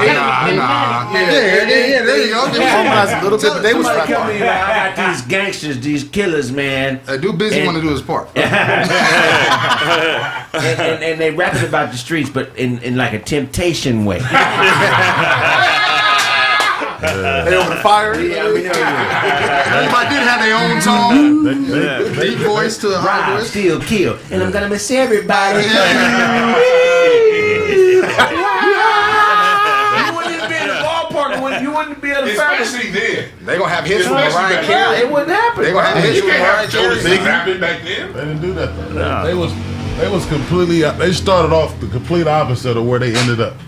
I mean, I'll give you that. Yeah, you know what I'm saying? Because I think where they ended up is who they originally were. But then when they lost the gangsters and they lost that following, they lost that easy. That Mariah Carey then they started hitting. Then they went back to themselves. Well, the Bone Thugs, they are the Anita Baker of rap. Their originality is crazy. It's been other people try to rap fast, but don't nobody sound like Bone. Bone got their own. Yeah. Right. You know what I'm saying? Right. I forgot how I got here. Oh, that's what I ask you. How come some ideas, they don't come and tell that? How come the ideas don't tell you it's gonna work? You get what I'm saying? Because it don't work like that. No, keep going. I said because because you're the channel. At the end of the day, none of this stuff comes from us. Yeah. All of it comes from the ethers. That's a fact. And all of us got different channels. Some people channel how to invent things. Some people channel how to fix cars. Some people channel how to create a song. Some people channel how to they're really good with space. You have the 7 different forms of intelligence. And your channels come with whatever form of intelligence you're in. When we come forward, more correct facts on 1580 KBLA Talk Radio. God, God, God! That's good. The one you got up out of there. Let's see that. Welcome back to Correct Facts on 1580 KBLA Talk Radio. It's me, your host, Craig Smith. God, God, God! Finish that thought, Dewan?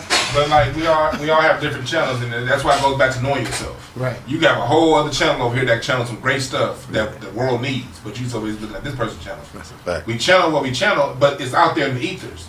And those who are open to the idea, those who bring it down and materialize it into substantive things, are the people that we notice as great. They're the R. Kellys of the world, not the other stuff. The music R. Kellys of the world. Right. They're the Marvin Gayes of the world. They're the people who, when it comes, they already know it's gonna work because it came, and they give it their best work to make it real. That's what makes it. That's how you know it's gonna be real. All right, question. How many times a day do you check yourself? Check like, Man. Often. A lot. You gotta know the number. How many times a day do you check yourself? How many times a day do you look in the mirror or whatever the equivalent to the mirror is and be like, come on, man? Depends on how busy my day is. I mean, If I got a busy day, it's about over 100. Why? you look in the mirror 100 times a day? No, you're not listening. You're not listening. The mirror like, no. That's 15. Let me get back in there. I'll be back. I'm at 50 by 3:30. If I ain't at 50 by 3:30, I ain't gonna make it. You're like 49. Take my shoes off. No. No, but I'm saying, like, you know what I mean? You don't, like, if you busy that day and you, like, dealing with a lot of business, there's a lot of times you gotta check yourself. You know what I'm saying? 'Cause you dealing with a lot of people's egos, not just yours. And sometimes you got your ego, like, you know what? Hold on. You the one doing it. Tell them, you know what I'm saying, that they need to do this, you know what I'm saying? So it's like, when you, like, dealing with business, I know you got to check yourself all the time, because you'll do bad business. You know what I'm saying? Just based on your ego. Right. Like, I feel like, but you know, what the good business is doing this. But my ego is telling me, hey, we finna hit the home run. Throw it down the middle. I'm gonna show you what's going on. So, you know what I'm saying? You got to check yourself, bro. I got another question. If you were an artist, what would you paint on your first day? My family. Family. Easy. Family portrait. Everybody involved. Me, my sisters, brothers. They families, mom, dad, you know, the immediate. Easy. Probably some mountains and some nature crap. Right. Some nature. My family. Crap. He's lying. Crap. A Frigidaire.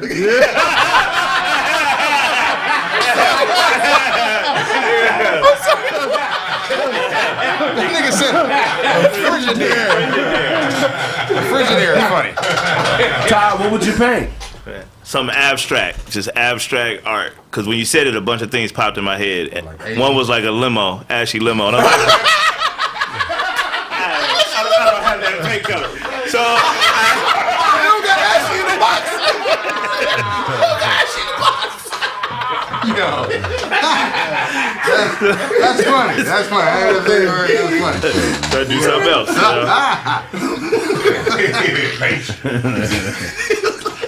What would you paint, Doc? I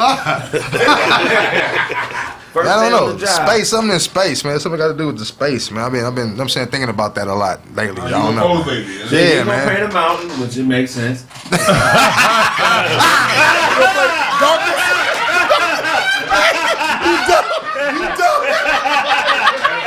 I like that. He slid that in there. I didn't know it was coming. He slid that thing in there. I didn't know it was coming. He slid that thing in there. That's funny. It's rough out here. It is rough. Blaine. It's space. Paint. It's gonna be giraffe necks all over. No head, no body. Just giraffe necks. What you gonna paint, Blaze? I don't know, man. I ain't doing no painting. It's too weak. Peace up. Painting. With a brush? What? That's soft. With a soft brush? No. You gotta print it out like everybody else. I bought this new printer. Check it out. Look, brand new printer. What would you paint, bro? What would you paint? Man, I'd probably do something simple like some water or like a car or the sky or something easy. Yeah, something we used to do back in the. Right. But I'm saying back in the day, you know. Water bound. Water. That's one of the first things they taught you how to paint. Right?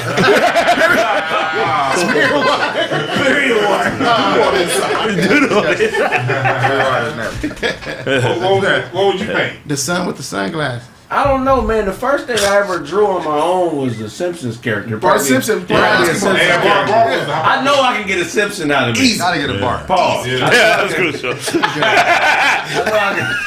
I'm not sure enough. You get a Lisa or Bart. One of them two. Yeah, Mars was kind of hard. Yeah, you can't get Bart. You gotta be a real drawer. I got another one. Are you keeping something? Are you keeping a serious secret from somebody you love? Am I now? Like, is anybody keeping a serious secret from somebody you love? I'm an open book. All my bullshit in the streets. You think somebody's really gonna answer that question? I don't know. Truly, that's about it. hey, Kraig, truly, I think we all. Don't take a sip of that Modelo and say that. He took a sip of that Modelo. You think somebody really gonna answer? He twisted. Todd got at least. I thought she was awake. One of those. I thought she was awake. I didn't know. I just broke into the house and came in the room. I thought she was up. I thought she was up. It's hilarious. But was she tired? Kraig got 3 cards under that hat. Let me show you something right quick. You thought they had that ports of call. Yeah, that's 2 back to back. Grenade!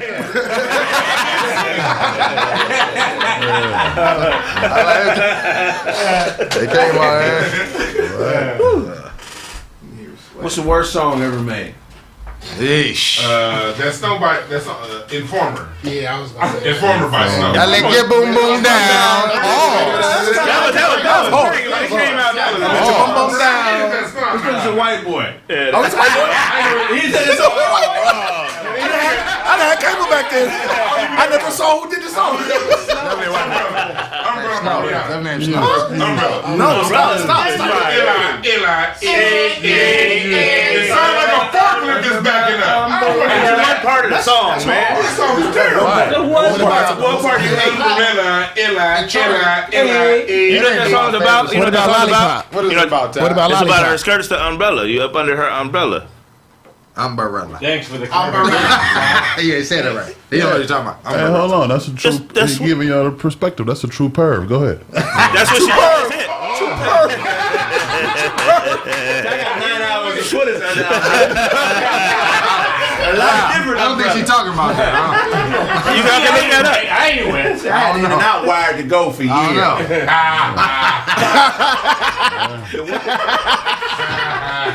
I know everybody said everything came in and out.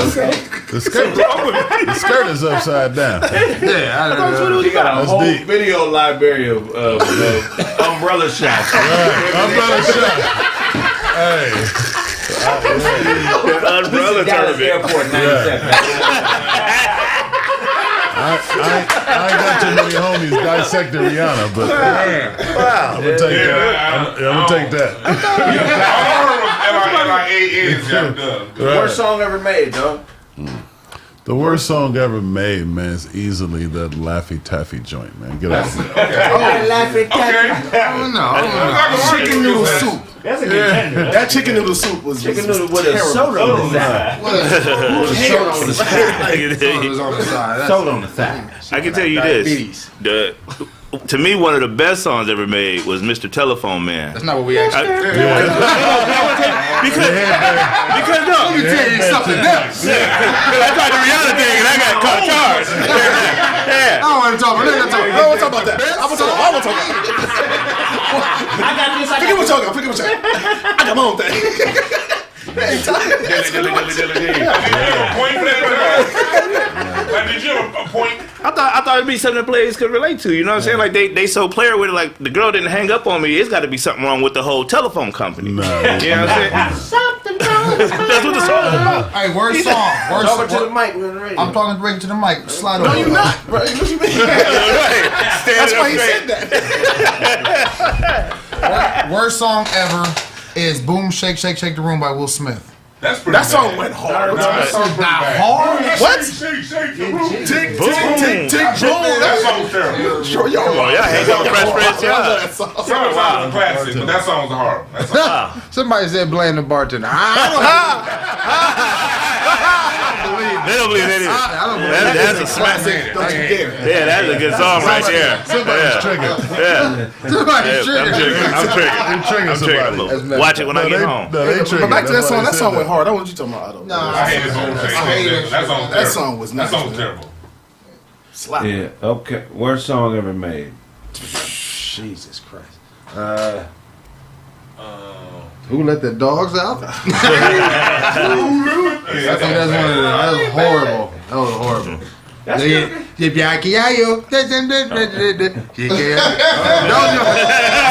Those are like that's my national anthem from my homeland. It wasn't even African. Don't do that. Don't do that. That's the home. That's the home. No, Hey. no, never do that. It wasn't African. Sonny, worst song ever made. Into the mic. Oh, shucks. Come on, you know Worst yours. song ever made. Sonny. Ooh, and I like it. Cause you didn't get your writing credits. It wasn't your writing credits. This is a song that I know. Like I hate Return of the Mac, but I know all the words. Nah, that's one of the greatest songs on there. I hate it. I hate this. That joint come on. I know every word. And I will sing along every time it comes on, but I hate that song. Your favorite song is anything Albert Shore made. Oh my God. Yes, I do. You lied to me. Anybody know the real words? No. You saying all of them though. Don't worry about it. We understand every word you said just now. That was Scooby-Doo singing that. I do. That was before auto-tune. Wasn't no auto-tune back then. auto-tune. He had to hit that thing. Ooh. What about the Macarena? Nope. That wasn't whack? Yeah, that was right. That was It horrible. was one of those. That was horrible. That was horrible. What? Barbie Girl. Mr. Window was fire. What's worse than Marky Mark's song? Hey, Alex. Feel it. Come on. Good vibration. I like that song. You didn't like that vibration? It's like a Come on.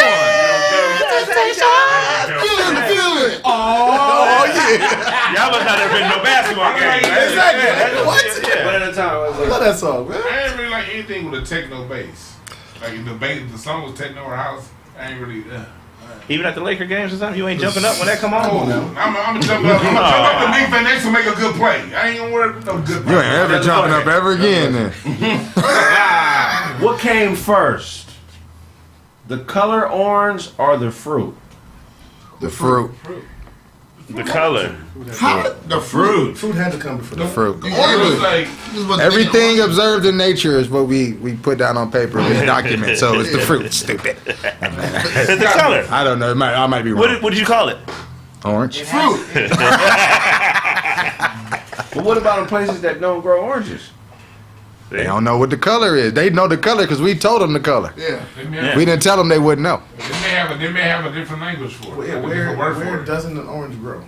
What do you think existed? Afghanistan. And They got no good. They got oranges? Afghanistan's beautiful, man. in higher altitudes than oranges don't grow. Have you seen pictures before I got bombed? Have you seen pictures before No, I haven't. I've only seen it after I got bombed. Yeah, that's what I mean. I've only been there.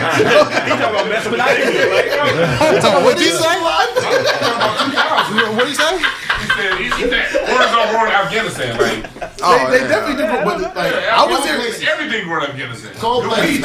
Everything goes in Afghanistan. Poppy. I don't know about poppy seeds. Everything grows in Afghanistan. Poppy fields is what I know about. What do you think existed before the universe? Darkness. Verse. Universe. It was just one verse before that.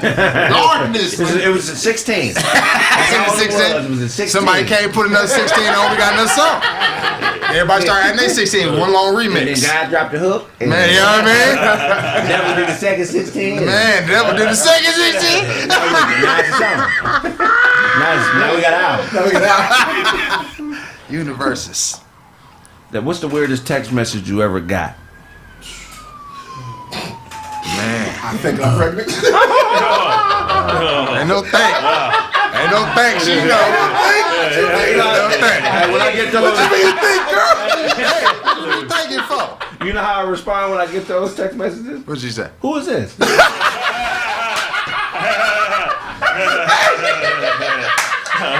She gonna kill the baby without me. Man, Who is this? don't put my name on that death certificate.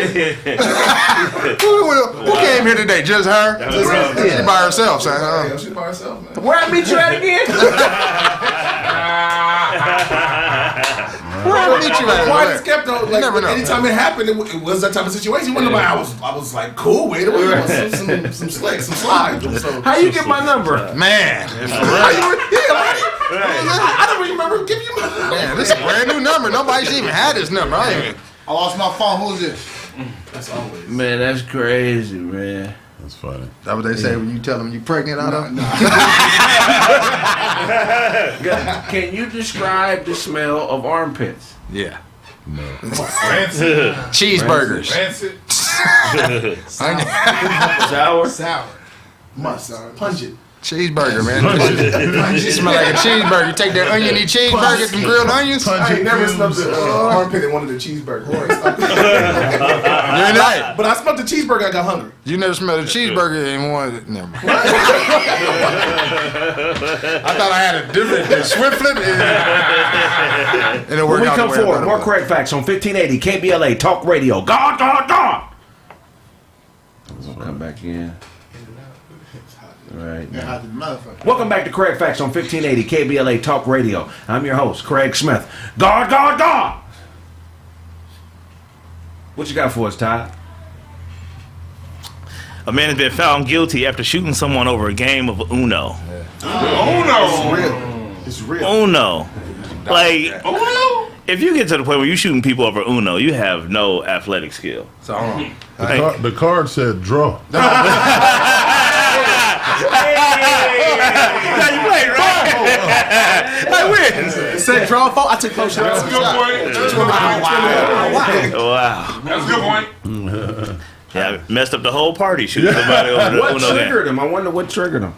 Right, I mean, it's only numbers and colors. Somebody kept reversing. You can't keep reversing, fam. You get one reverse and it ain't on you no more. You said, it's my turn again? Yeah, the skips, that's what got it. Next person skip me. I'll be right back. When we talking, You okay? No, I'm good. I just know I get skipped again. It's titty bang bang. Oh, it's not my turn. All right, I'll be right. Oh, and you can change the color. Yeah. You change the color. Oh, you change the colors? Okay. Last time I was playing, it was red. Now what happened? What happened? we can narrow it down. It's about numbers and colors. So it had to be black or Jewish. Man, that's a Hey, y'all been doing this shit all night. Dude had a draw 5 card.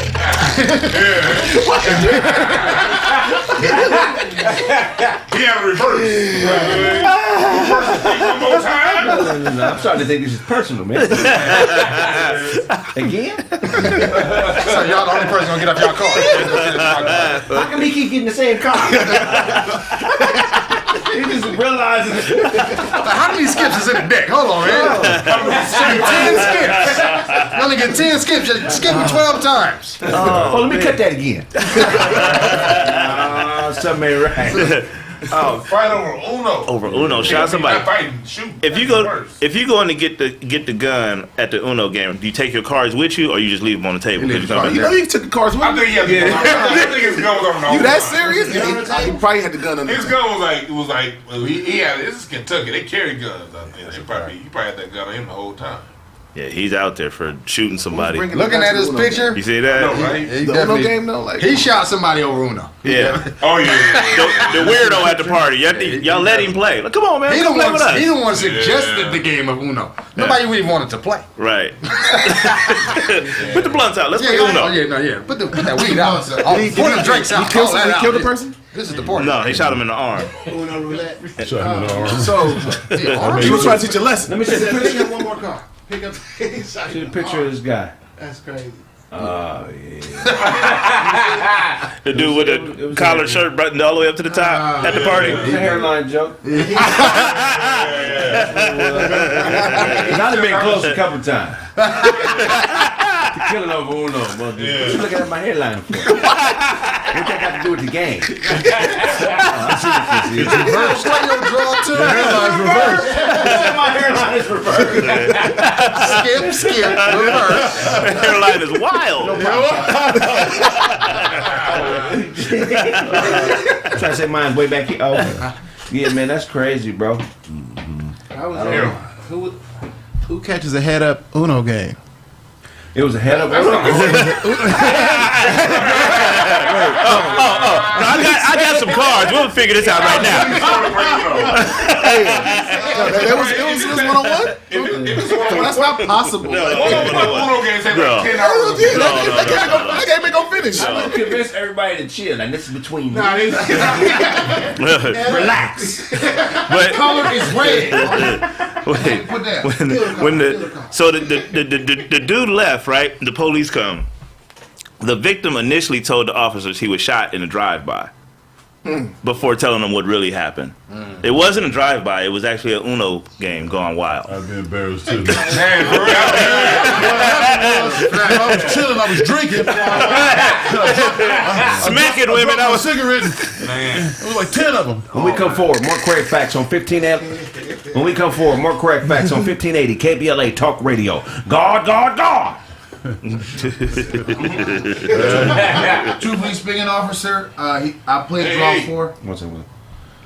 Welcome back to Kraig Facts on 1580 KBLA Talk Radio. God. Truthfully speaking, officer. Let him bomb. All let him bomb. right back into it. Get up, bro. We on air. That's sliding. Yeah, slide over, man. Thank you, appreciate that. Truthfully speaking, I was just adding on to this Get scenario. your knee out my head. Truthfully speaking, he played a draw 4 officer, and then I played a draw 2, and came back with another draw 2, another draw 2, and he got mad and he shot me. That's what happened. But Grenade! You caused all that ruckus. no, Let me tell you something. Hold on. No. We're gonna get was a joke in there Yeah, I was ready for it. no, it only worked in the moment. But you guys gave me that silence, so therefore it didn't work. So why you say it? Trying to get back and blame it You on us. knew we were gonna It's bomb. okay. Don't be bomb shaming us. Y'all gonna sit here and watch me kill myself. You gonna sit here and watch me die. Ain't nobody gonna do nothing. Y'all ain't my real friend. He made space. He asked Duncan to shoot over and kill him. Duncan, can you excuse yourself? I'm trying to kill myself. Give me some room, man. I'm about to die. I tried to stop it. What you got for us, Blade? I'm trying to recover from that shrapnel, man. Hey, so we talked a little bit about Kendrick Lamar, man, but we didn't get into that controversial record he got on his album, man, about By Otto? yeah. That's Otto's favorite song. Auntie Otto. Monty's a man. Auntie is a man. That song be slapping though. That's fine. I like that song. You relate? Or what? No, the song is. Go ahead, Blade. Yeah, there's a lot of mixed reviews about that because, you know, he's dropping it on some transgender kind of awareness thing, but he used the F word, you know, several times throughout that. You know what I'm saying? Not F-U, the F-A. A couple of G's. Yeah. Yeah. You gonna spend the whole thing? Bigger part. That's not a word with a few G's. You gonna spend the whole thing? Couple of G's. Look, ER. Todd really a Kendrick Lamar fan, so I really was curious to hear your opinion on it because you're the one who woke me up to listening to his project. Think about that. That song, man, I think that song is dope. Like it's like he's basically having a conversation that people need to have. You know, there's stuff that happens to people. Some people do have those kind of people in their family and gay cousins and all that kind of stuff. So it made me look at it differently. You know what I'm saying? Some critics were saying that it's championing heterosexual people just for having a conversation. Like it ain't really, too much positivity and it ain't too much helpful because he's dropping the F word a bunch of times. What do you think? No, you got to. I mean, you got to listen to the whole song. I feel like people like that are people who want to write shock value situations, only heard it once or whatever. But if you listen to the song, it made me look at it, differently. You know, the way he broke it down at the end, like. Right. We used to all say that kind of word. It used to be funny and stuff like that. We didn't know any better. And then, he had the gay cousin who said, we could say that if you let a white girl say the N-word. Then it's like, okay. That's a false equivalent. That's a false equivalent. How is that a false equivalent? I won't allow them to even come close. No. How you gonna stop all of them? They all saying and doing it. Every last one of them is saying that. They're not gonna stop me from saying the other word either. I may not say it on air, but I'm not gonna stop saying it. He didn't say stop saying it. He's talking about the one time that he brought a white girl up on stage and got mad at her because she was getting ready to say the word, but he used to say, the F word. So his cousin is saying it's all good. You could say the F word if you gonna allow that white girl that you didn't allow to say the N word to say the N word. That's why false equivalence is because us saying the F word has never been followed by the action of taking resources from them that stop them from providing for their friends and family. See, with them using they've done that to us. With them using that word, the reason why the word is offensive when they use it is because they follow that with the action of separating black people from resources. And that's why we have that's why we have all this homeless population things going on. Not because people can't get a job. Right. It's because there's been an active gay community too. It's a whole bunch of gay-owned companies in West Hollywood. They ain't hiring black people at all. Right. So they don't have the word. They don't have the right. When we come forward, more correct facts on 1580 KBLA Talk Radio. God! Juwan was about to bite your finger. Welcome back. That's hilarious. Look at it, had no ketchup on it. Welcome back to Correct Facts on 1580 KBLA Talk Radio. God. No. Well, they're wrong. Somebody's saying same with the gays. No, that's wrong. You can't put it together because at the end of the day, ours is followed by for real tangible disenfranchisement. Yeah. You can't live in this neighborhood. You can't work this job. They experience that too. No, they don't. You can't tell me what. They literally have their own city. You go to West Hollywood. They control their own police. You know what city they control? What they control? Long Beach. That's true. The mayor's game. They got multiple cities that they control the power. Yeah. They control the flow of resources. And they tell the police officers what they can and cannot do. Yeah. They have that power in West Hollywood. You go to in all of LA County, the sheriff's has one car. You go to West Hollywood, it got a rainbow on it. They tell you, we're here to protect them specifically. Yeah. And so ain't nothing wrong with it. And that's fine. But so you're not going to draw this false equivalence where we had a word that we was using, calling ourselves kings and calling ourselves great people. You people twisted it to be something different. Exactly. Well, I love you, gay people. Y'all got to start going harder on bisexual people. Got to. They're the wickers of your community. The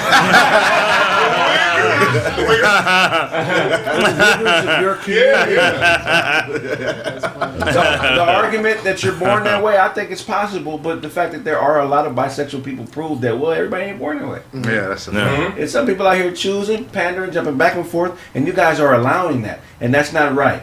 Yeah. Well, how can they stop that, though? It ain't even that they can stop it, but they don't even make an effort. Right. They just let anybody, sitting on a hot dog say they're a part of their community. Oh, man. I have never heard a movement from the gay community trying to oust bisexual people who trivialize their lifestyle. That's true. We've all dated a woman that messed with girls and dudes. Mm-hmm. Yeah. I got a cousin. She been that way since we was babies.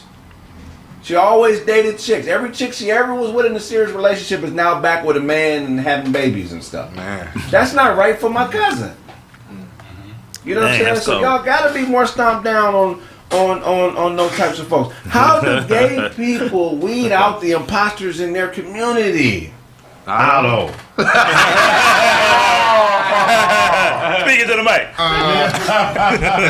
don't have an answer for that one, but I do have a question for Dewan. How can we make progress if we still hold on to yesterday's pain and we keep attaching?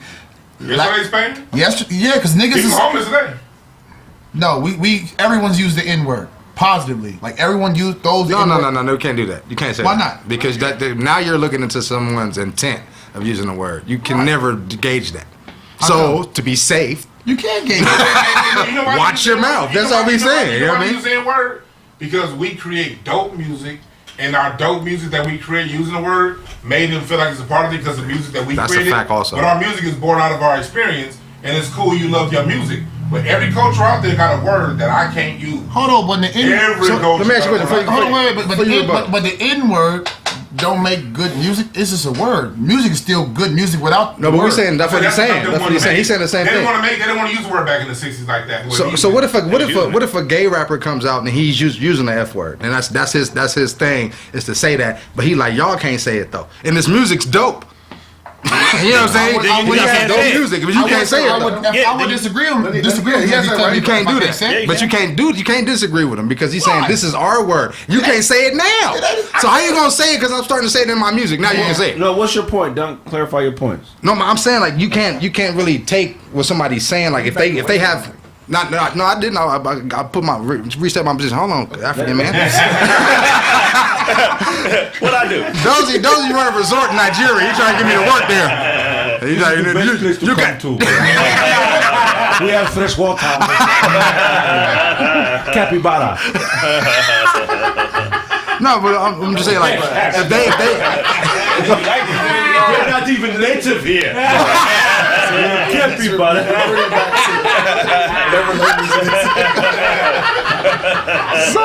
No, hold on. But I'm saying like with that, like if he's the artist and he's saying like I'm representing from my community and my people and our struggle, that's why I'm saying this word, and I'm saying it as a form of power, not to take away from my community, but to empower my community. And you can't say it now, so just because I'm doing music, you still can't say it. Even if you change the context of how you said it. There ain't no context changing. It is. They can't change. No, they can't change anything. If they like, look, this is what it means and this is what it means. When I say it, I'm saying it because of this. When you say it, I'm gonna take it like that. Either you're gonna have a workaround or around that, like, look, well, I'm just gonna say half the word, or I'm gonna say it. That's still saying it. Okay, like, one second. What you think about that, dog? I'm confused. So, because like it sounds like you're saying the same thing that Kendrick is saying. Like, all right, like don't use the word, and if you're not one of them. Who? No. Because I'm saying, if he makes a song, because if he makes a song. A gay correct person can make a song. Use the F word all through the song. Yeah. And he just don't want you. He don't want people who's not gay to sing that part. Just like he can feel that way. We don't want people who's not black to say the nigga part. He can feel that way. But I'm saying he can feel that way. But when you started saying like, oh, I'm saying this because the way black people are treated. About the intent. Yeah, the way black people are treated. They and people say the N word, and I'm saying no. That's those two things. Like what we went through. Because we have a special relationship with America, no one has. Black people especially. So when we say something that is our culture, we take it. What happens is we have a lot of people that like participate in our culture and write with us. But see, why do they do that? They didn't do that before rap. We the coolest people on the planet. Exactly. You know what I'm saying? That's my point. Here's the difference between the gay community and the black community. Nobody steals from the gay community. Not at all. Yeah. Our community has been stolen from by every culture. And even the gay not only have monetized,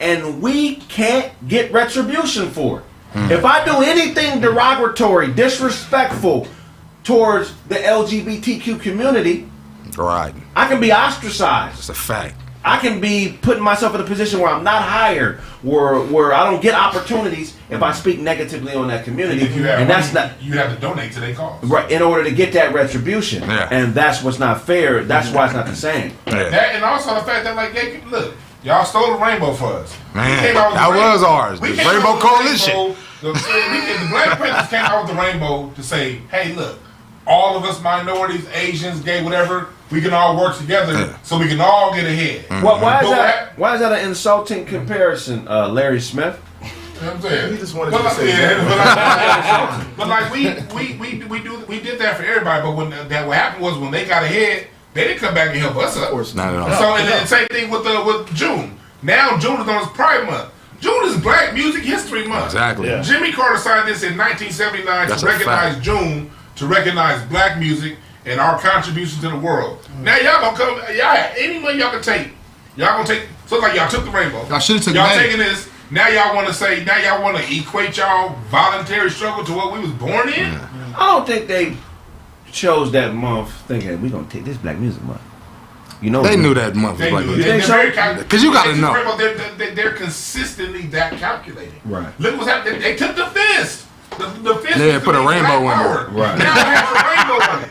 Done. Now that's 3 things. That's what now after 3 things. That's called a pattern. Yeah. That's now a pattern right there. Right. Once I recognize this pattern, it's like, okay, we had disco. Disco was ours. Yeah. But then you turn around and say, oh no, this is the gay form of music. Barry White didn't create that for the like. It's good y'all enjoy it, man. But Barry White didn't do the. Barry White didn't do that for y'all. How do you know they knew it? How do you know they knew what they were doing? They know what they're doing because it happens too consistently. I mean, whenever we create something, they tend to come. We have civil rights. When they go ahead and do when they march, they don't say they use civil rights laws that was created for us. It's the same pattern that people do. Whatever Black people go ahead and create, whatever Black people go ahead and do for us, that's going to help us out.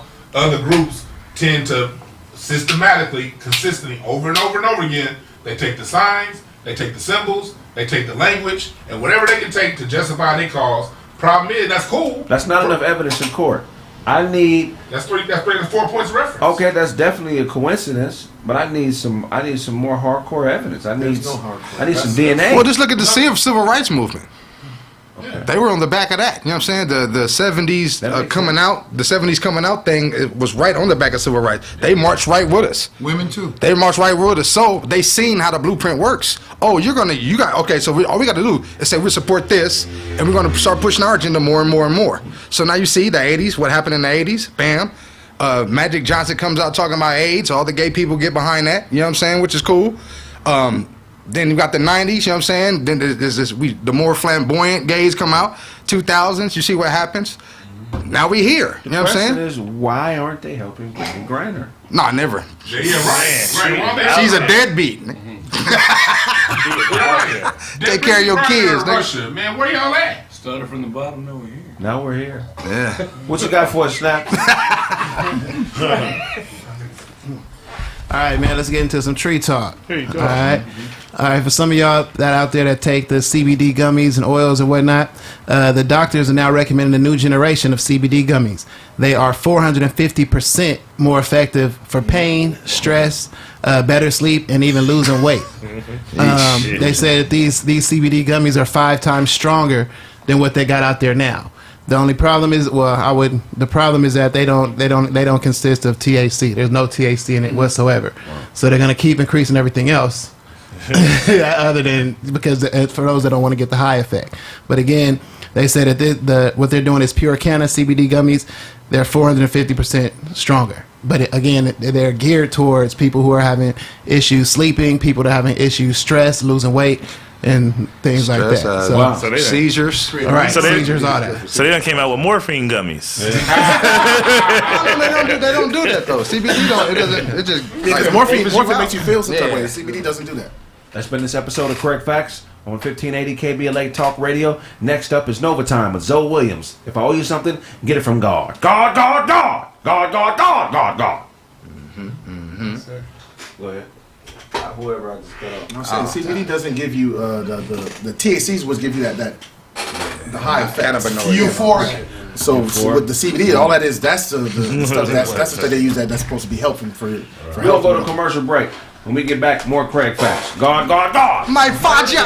It has nothing to be. It's not me. Another one of these. No.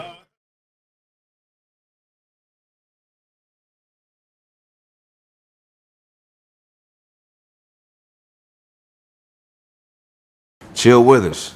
It's not your regular hip-hop album. It's a comedic satire inspired by the late, great Bill Withers. Rest in peace. We own it. Selfish pride to the side as we vibe in the moment. We own it. Selfish pride to the side as we vibe in the moment. Yeah, I got a bitch, man. Yeah, I got a bitch. We own it. Selfish pride to the side as we vibe in the moment. Yeah, I got a bitch, man. Yeah, I got a bitch. We own it.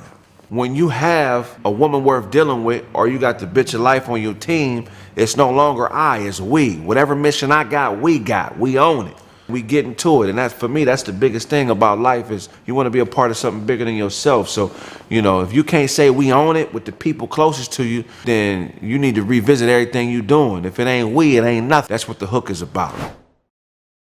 Misplaced gloves, you lost your touch. Never been to Europe, I don't go Dutch. Pay me what you owe me, it ain't that much. Just a few more bucks and we gon' do our stuff. You gotta feel your way through life sometimes, right? And if you don't have the right fillers on, you're gonna be out of touch. You put gloves on and that's associated when you may touch something that's too harsh, a harsh surface, or you're trying to protect your hands from something that can harm them. So I'm saying, you know, basically like a lot of people ain't got the right gloves on, they lost their touch. I'm not breaking bread with nobody or going half with nobody that ain't willing to put the same type of work in I'm putting in. It's like, look, I don't mind breaking bread with you. You know, you don't even got to pay the cost I'm paying, but you got to pay something. You got to be patient and diligent. Whatever you got to do to come up with the necessary bread or the necessary creations to show me you got the ambition to fuck with me, you got to do that. It ain't going to be that hard. You just got to believe in yourself. Misplaced hugs, but we can't fuck. Never knew a bomb bitch that can't blow up. Just because I embrace you don't mean that I think you got the right mind behind the embrace. So I'll embrace you out of love, out of humanity.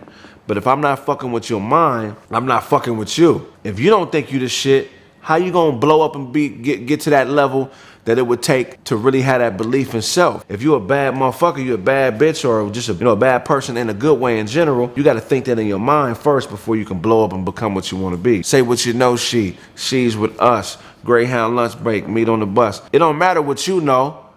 If somebody has that mentality, he or she gonna tell you who they with. Greyhound lunch break is a metaphor. So if you doing something productive, I'm gonna meet you while you doing it. And a lot of times in the world of like pimps or playing, it's like you meet a bitch busting at her. I'm gonna meet you while I'm out doing what I'm doing. Meet on the bus and talk about a new car. Shit we could have had but couldn't grab cause it was too far. Never knew your dad, so when you laugh, I still school you. Umar. Everybody on the bus want a car. Everybody you meet on the bus, if you busting and articulating whatever it is you're trying to sell in life or whatever advantages you want, they want something else too besides what y'all talking about. No matter who you busting, whether you on a bus or you busting at somebody, they want something and you want something. So what's that vehicle that you want that's gonna get you there? Never knew your dad, so when you laugh, I still school you. Umar. A lot of times if you don't know your pops, or people who did know their pops could be gullible. I'm not saying everybody is, but you could be perceived as gullible. So even if you are gullible and don't understand where I'm coming from, I'm still gonna school you. Umar. Umar is an activist. Umar Johnson, real dope dude. I don't know him, but I like what he stands for. But he was raising money for a school. And there was a controversy, hey, you raised all this money and you still ain't opened a school. So I use that as a metaphor, like even if you gullible, I'm still gonna school you. Umar. I did the math. Nigga, figure out who you are. I'm on a bitch's mind. I'm on a different time.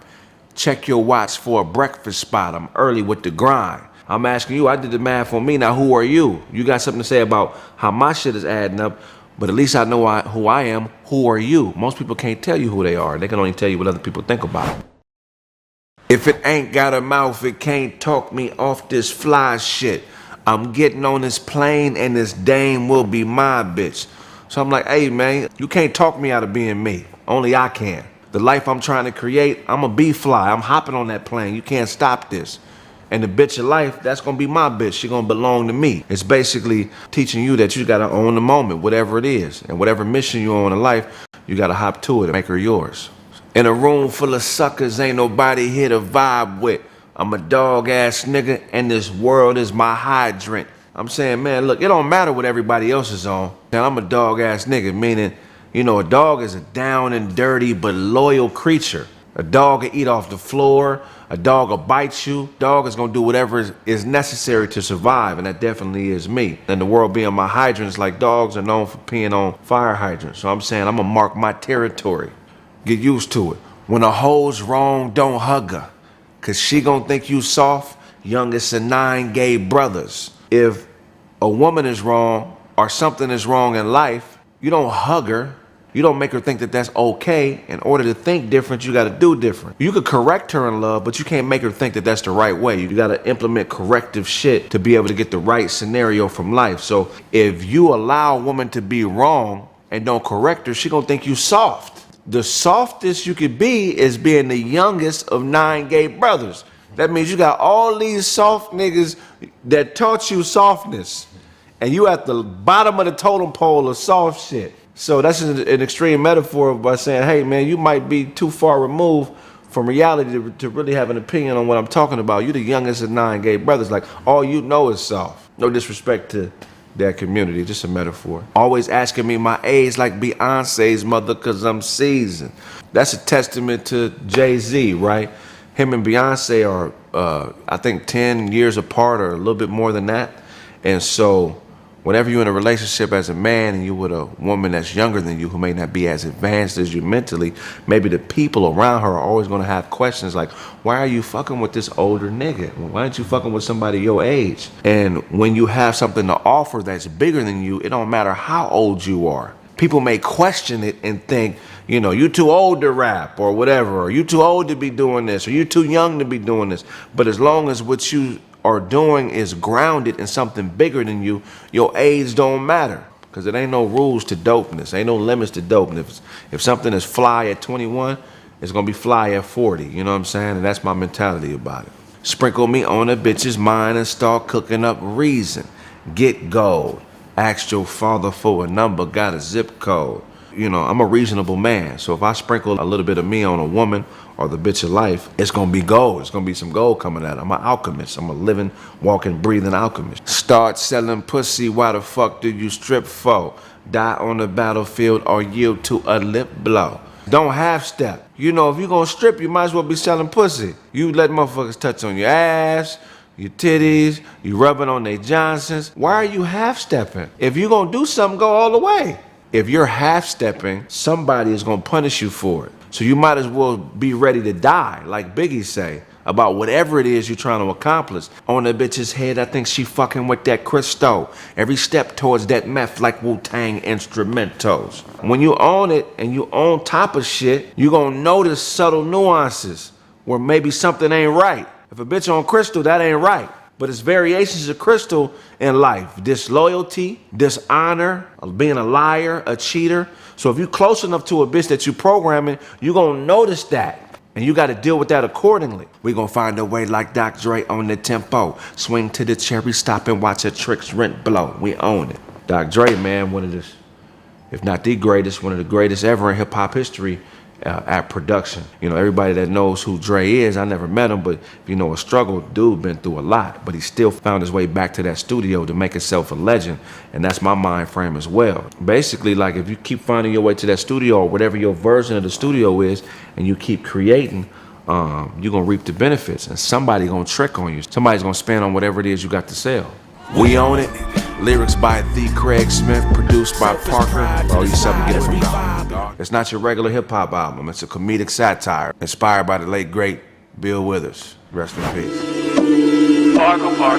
If your girl don't hate you, then her friends won't date you. If your girl don't hate you, then her friends won't date you. Man up and keep it moving along. If your girl don't hate you, then her friends won't date you. These are just the rules, created for the fools. How to do a robbery and get away with jewels. First you map the plan out, meet her at her man's house. Must have wore some track shoes. Sprinter how she ran out. When you're dealing with the bitch of life, because life is gonna be a bitch for any nigga trying to do it his way, you gotta set an example. So every bitch of life that you deal with when you're trying to get it your way may not be the bitch that's gonna take you to the promised land. But you gotta do what you do and set the example because other bitches are watching.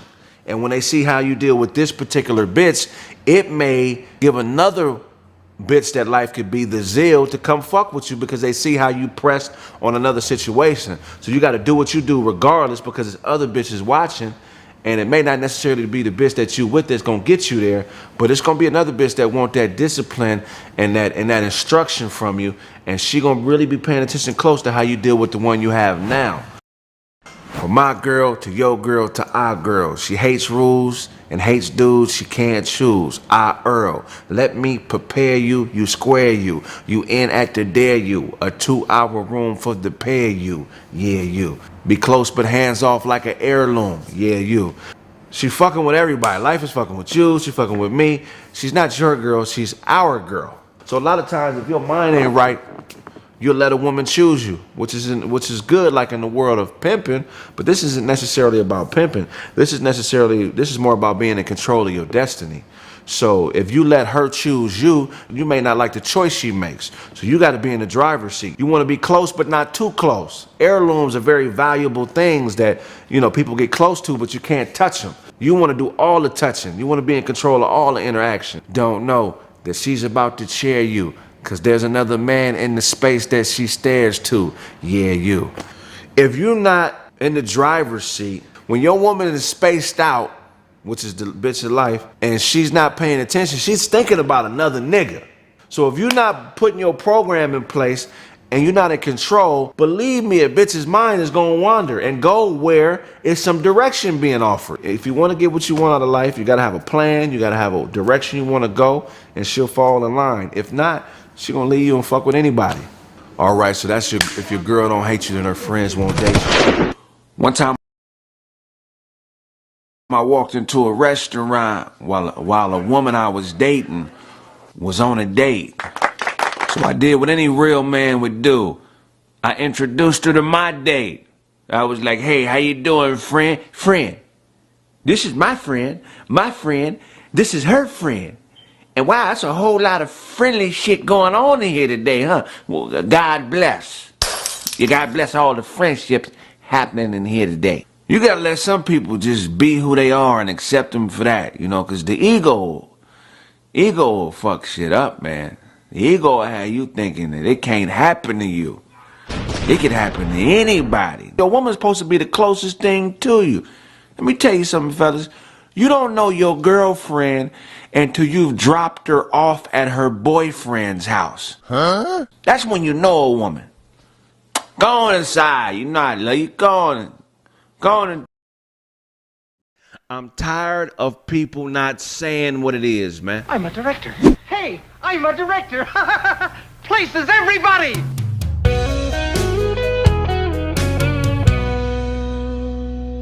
Son, I apologize. I took some risks to provide for you and your mother. It landed me in jail for 8 years, and it took me away from you. Excuse me.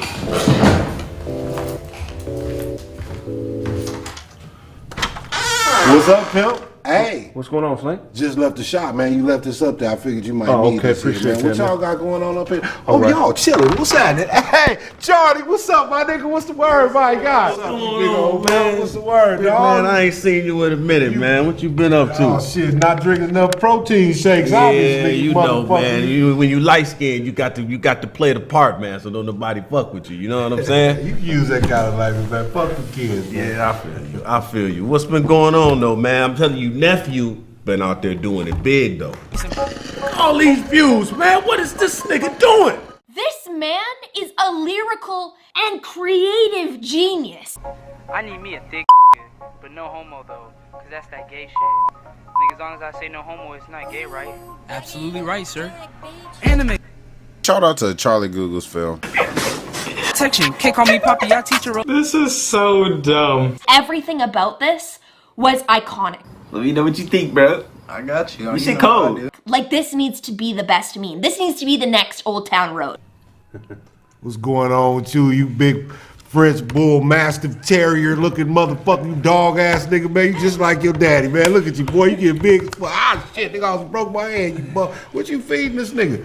A whole lot of greens. You got some more of it? I'm hungry. They got some weed in here. I want to take some time though, man. I gotta thank y'all, man. Okay. First of all, I want to thank you for holding down the shop while I was in the penitentiary, man. I'm just saying, just all you gotta do, nigga, is put the Yeah, Run the alternator. Run the line to the alternator. Yeah, the tube got to go in the hole.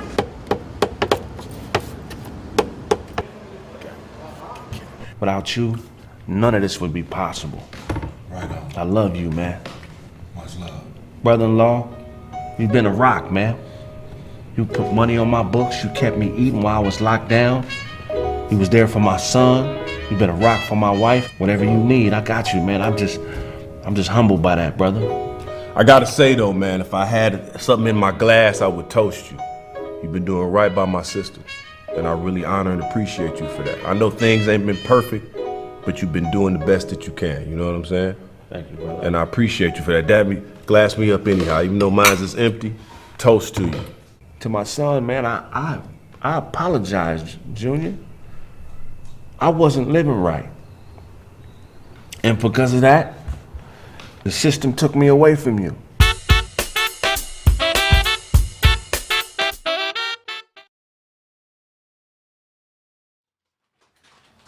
Nigga, didn't you have a bottle? You took that to the crib, huh? I don't fuck with the Hennessy anyway, nigga. That shit, man. That's the argumentative liquor. Argumentative liquor. Oh, what's that? What are you trying to say? Yeah, nigga, like, nah, nigga, I heard what you said. I got stung by a bee the other day. We back? Oh, we back in this piece. We on. We own it. Come on, man. Come in and shut the door. Whoever's out there.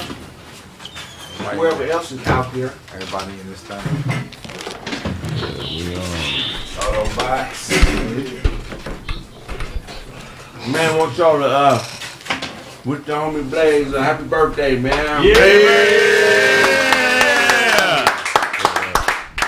want y'all to go donate to Blaze, man. Tell him where your cash app is, man. Get his brother's birthday money, man. Man. $ Blaze Norris. BLAZENORRIS. Check him out, man. This that nigga at 1001100001. Binary code for you stupid. You gotta type in C++. What's your earliest birthday memory, Blake? Man. Shit, man. I think when I turned 3 years old. You remember that? Yeah. What was That's amazing. What you remember about it? Well, I remember my mother asking me, "How old are you?" You know, and I must have said 2. You know, thinking that I'm sharp. I remember my number. Right. She said, "No, you're 3. I'm 3 years old today." Wow. What do it mean to you? What's your birthday mean to you? Oh man, another trip around the sun, man. Heck yeah, man. Happy birthday, man. Thank you, man. What you got planned for your birthday? Man, we're just hanging out. You know what I'm saying? Yeah. Doing what we do. Straight up, man. What's up?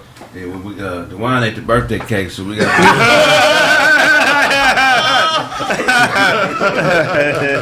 The rest of the candles. You don't light the candles up. That's funny, Captain Neil. He said, "What are you talking about?" Speaking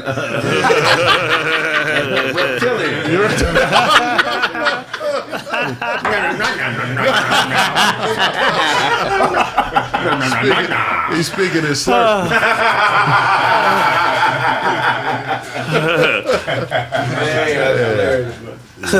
What you got for the dog?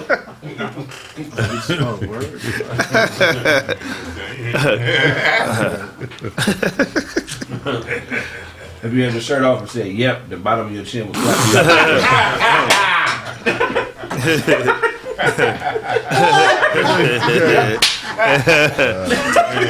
The store got jokes today. Want everything out there? Fine. Powder blue shorts. You got some Your pants are like church ceilings. You got lunch right Y'all see these cats corduroys. They got real waves in them. Hey, you got lunch right here. In the gullet. Get on. It's in the gullet.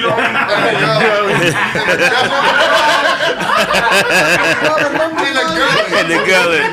You the only non-fat dude with a pelican chin. Yep. What's up with you?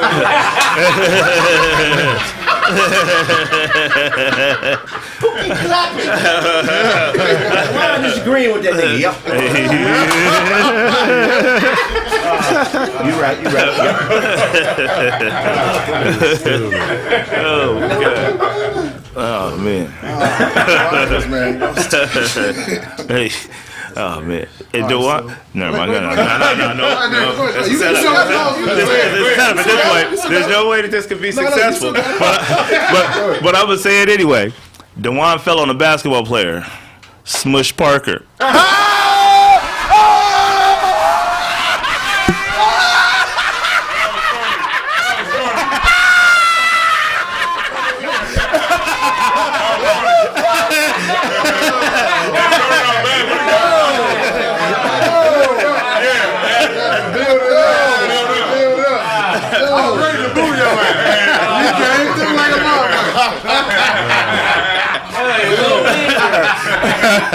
Yeah, 30% Nigerian.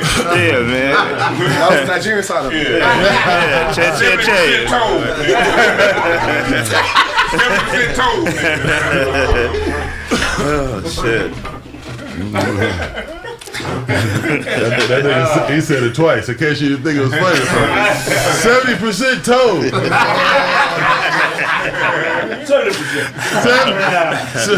70.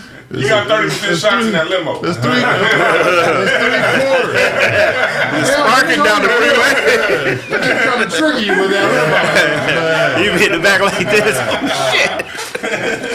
Yeah, Migos got a song about shit like this, man. It's called How You Go Big on Big. You know what I'm saying? Like, nigga go big on big. Nigga, it's only 10 bathrooms in your mansion, nigga. Come on, man. No, I'm talking about.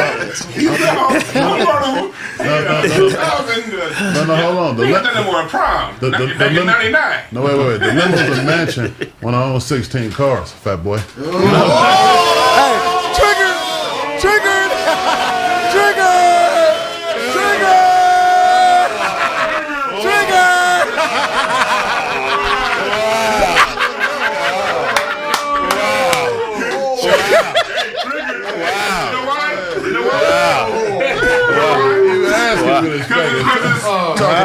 Talking about number 16 like that. I said, I ain't keep letting you get on number 16. I like that acquisition. You understand me?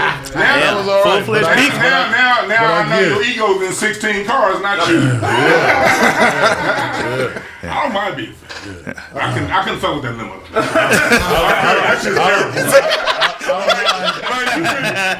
want to go to prom in an ATV. Oh shit! Not even a car. Not even a car. He's an ATV. I ain't fucking with that limo.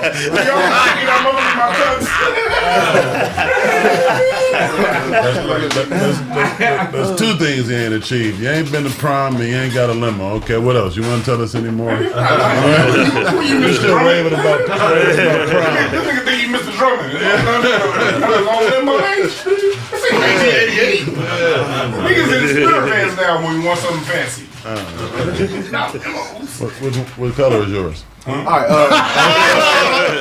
Goes in. Give me Che Boqueno. Nice, happy birthday, my nigga. Thank you, man. Alright, so today is my little brother's birthday. So happy birthday, man. I love you. Che, Brother named Fletcher? Kalechi. Kalechi. No, that would be some shit, right? I don't know about that. My nigga Chi. Don't Chi, my brother. No, he's right. I missed it. Don't Chi, my brother. I assume the word. Go to the word. Go ahead. 20 years ago, Allen Iverson signed that Reebok deal that came with a little caveat that it was a trust fund in there for him. 50 million. No. It's not 50 million. It's 32 million. Okay. 32 million that he can't touch till 2030. But from then till now, from when he got there till then, till that 2030, he's gonna make $800,000 a year. So he's gonna make $800,000 off of whatever he's doing from that Reebok deal, and then on top of that, whatever sales and all that shit still come in. So before anything gets said and done, $800,000. Wow. That's cool. That's Yeah, that was a great deal. Like, I didn't know he. That's a good contract that they. That's a great contract. And he probably ain't doing nothing but doing that bullshit crossover in China for, I'm saying, Reebok for some bread, nigga. Like, crossover the Asian kids real quick, nigga. But whatever his money up at first. I want him and the Brat to get back together. Yeah, Brad is married to a woman, ain't she? Light skinned Keisha, thick ass. That's the She is? thickest couple That's in who America. turned her to broad. Who? Yeah, because Brad wasn't gay. I broke her heart. She went to marry. Nah, she wasn't, nigga. The Brad They was together. She'll tell you. He was booking bros in the same hotel in other rooms. Yeah, he was doing way too Her much. ego took over. Bitch, you are. I didn't know that. You was brought here. Jermaine Dupri dropped you wrong. When she first came out. Before I came along. Before him. Nah, hell no. Nah, she was fucking. Nah, that was just. I ain't know what the. What would make a woman think a millionaire nigga is gonna be faithful to her? Not at but all. broke nigga not gonna be faithful. Not at all. Delusions. But did you ever think that the Brat was straight? When I was that age, like my cousin is like a sister to me. She's just like the Brat, right? But I didn't think gay. Yeah, what was thinking? That's just my cousin that hangs with us every day. I think she was on some gangster shit. I'm I like, she didn't on start some giving a fuck gangster about my cousin being gay until she started caring. But that wasn't until we got grown. I never talked, you know what I mean? Like, I didn't care. I didn't care. I thought Funkified was dope, but that video, I was like, oh, she a lesbian. I thought around. Let me say when I thought around. I'm not around that time. Around ladies' night. Yeah. With Missy and them, that's when I thought she was gay. Really around was. that ladies' night, because she was. Everybody else had her ass out. She was. She was in armor. She was like she was going to the All-Star game, nigga. Yeah, what the fuck? Like these my bitches. Yeah, for real. that's when she was with AI. Yeah, that's when she wasn't. Yeah, that's at that point. She was. I Yeah, she was. thought the relationship with AI was a pretend. I didn't pretend. I just thought that she liked boys and girls. I thought that before. Well, like I didn't. That's probably. It might be the case. It might be the case. I'm talking about no, but see, that's still not gay though. That's bisexual. That's Butch Buick. He talking about. She don't want no. He's a Butch Buick. How we know? I don't know. Exactly. Hope she do. How we know? Thinking about her and her girl. Don't kill my dream. Oh, they both thick. I hope she do. Both of them thick. Her and her wife thick as fuck. Oh my god. Could you imagine that? Nigga, they was in wedding dresses. Couldn't hide the ass. Like how you can't hide the ass in a wedding dress? Both over God. there sexually frustrated. Hell yeah, man as fuck. Bitch, get off of me. Yeah, when guys look at that, you want that thing beat up. Oh, Pressure. It ain't no woman beat no pussy. Not at all. Not at all. It ain't no woman beat no I'm pussy. not talking about women. They probably got a nigga coming in there and knocking down. What the fuck? I'm not saying that. They Damn. ain't strong enough to beat up a The pelvic You thrust. have to make a woman have the fear of God in her soul. Man, they don't got the stamina. See, we driven by trying to get a nut by doing this. They just I'm really doing that shit trying to. Sometimes they're literally trying to kill a bitch. Hell yeah, you gotta go. You gotta go. Their hips. And I'm trying to get as close to taking this bitch's life through her hair. And women can't do that to each other. Hell nah. Because their They're hips not strong enough. and they're designed differently. Bitch, look at you like you killing This is it. God. Bitch, look at you like you killing it. Like, what's wrong with you? Like, bitch, just die for a minute. You come back alive afterward. Their hip velocity ain't that strong. The hip Talk velocity. about it. Their hip velocity. It ain't that strong. It's not enough. It's not enough muscle. Is that a thing? Hip velocity? I don't know. I don't know. I don't know. Whatever I was saying. What you got for us, DeJuan? Hip velocity. I ain't never heard of that. That's a new one from your boy. That's never pronounced. Man. Hip variety. Yeah. Black U.S. Senator named Charles Booker out in Kentucky wears a noose in an ad campaign. Oh yeah, I seen that shit. Rand Paul. I seen that shit. And he wore a noose in his ad campaign, like About that lynching law? For that lynching law? What? Man, take that noose off and bring some goddamn points. Yeah, it's stupid as fuck. His name was Charles Booker. Yeah, I seen that There's something stupid about shit. these niggas in politics named Booker. They do weird shit. Cory Booker, Charles, what the fuck going on? Oh, they gotta be niggas. Would you vote for somebody based on a noose around their neck? What was the point? The point was it's a lot about the lynching going on. He's going to talk about Trying to pass that law. It's that lynching law. They're talking about all the terrorism going on in America against black people and blah blah blah. And so he's saying that, and that's cool. We do have a lot of terror going on against us. But we don't need a noose. We need somebody that's gonna say, "Hey, this is my policy to fix it." Yeah. So he wanted a noose to get that emotional appeal. And he's black. And he black. Yeah, that was whack. That was trash. To bring awareness, huh? That was Yeah, trash. to bring awareness what everybody see every day anyway. Ain't that dog whistling thing you was talking about? Yeah, it's a dog whistle. Yeah. Yeah, he's trying to galvanize a certain base. Yeah. Yeah. Which is us, I think, right? You're trying to get us, but like, I look at us, y'all playing us short. Right. Like, you want to get my emotions, like, that's what the baby boomers is. We a different generation. What you gonna do? Yeah, you gotta show something. But man. you gotta tell us what your policy is. Okay, what you gonna introduce to the House? What you gonna get pushed through the Senate? What you gonna not gonna allow to get passed through your district? What kind of resources you gonna bring to my district? What is his policies? Because he talked about a bunch of different stuff. I don't even picture. Well, his big thing is the lynching law. He's trying to pass that through. So that's why he had the little noose on. Like, Right. This is what I'm running on. You know what I'm saying? So that's his thing to get the black people to vote for him mostly. 'Cause I think that the district is mostly black, Yeah. right? You know what I'm saying? So he's trying to like use that. You know what I'm saying? A woke angle. But you know what I mean?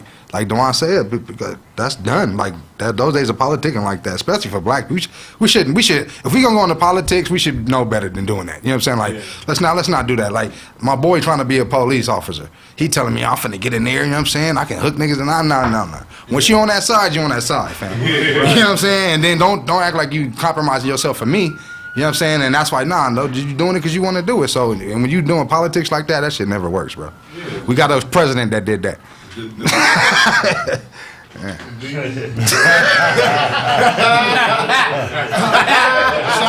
Shout out to Breakthrough Sound. Almost stop buying this nigga hats. So like, no, this is one of the things where these politicians gotta stop that sucker shit. Yeah. I agree. That sucker shit is over with. But that go back to them triggers. That's all. They know we got triggers, bro. Yeah. That's why guns are better than us, because they got one trigger. But humans, bro, we got Numerous. 91 triggers on one side of the body. Niggas got triggers they don't even know about. That part.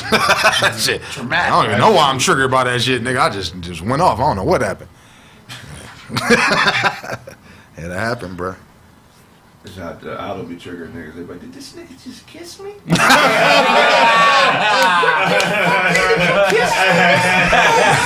That nigga kissed the hair by your face. That nigga. This nigga kissed the hair by my face.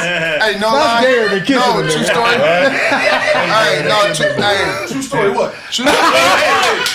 There's one time. I was drunk in Cincinnati. I knew beat my shit up and I didn't like it. That's how I know I'm not gay. I know y'all some bullshit. After 4 hours of that, Shit wasn't fun to made a me. decision. I tried it. It's not that good. You not gay? How do you know? Why y'all? Where you at, fellas? I'll go kiss a nigga and be like, don't worry about it. I'm Italian.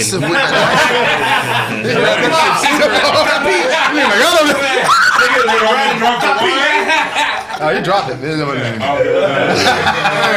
No, okay, so true story, right? It's a wedding. It's actually my brother-in-law. He's getting married, right? And we just met. Well, no, this is about years back. It's a long time back. No. I'm married to his sister, right? It's years ago. So anyway, at the wedding, you know what I mean? I'm new to your brother. Nah, but I'm new to the family. You know what I'm saying? I'm new to the. This is in Australia. I'm new to the to the country, or whatever. So they didn't know a real brother was coming to the. so this is a real brother, y'all. So this nigga got mutton chops. So they would never leave me in the house by yourself, huh? You gotta say what y'all know.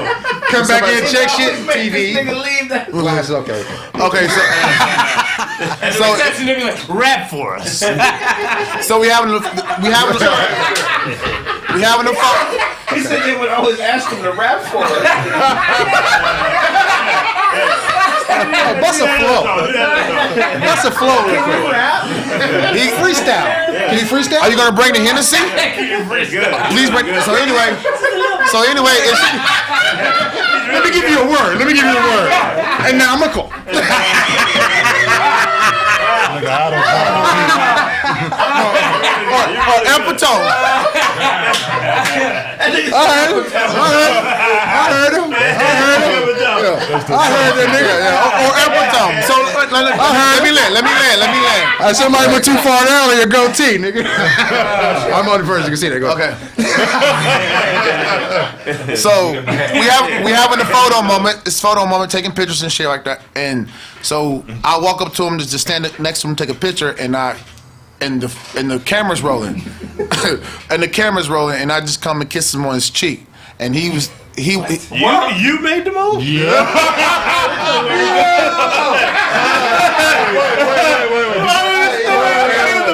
Hey, bro. What? We took a bath. Hold on. You gotta see the video. Kiss me. It's the same way you would hug your father and give your father a kiss on his cheek. No, never kiss my father. Kiss my dad. You kiss his cheek. Never. What is you doing? I'll repost the video so you can see. Nah, you got tape of the shit.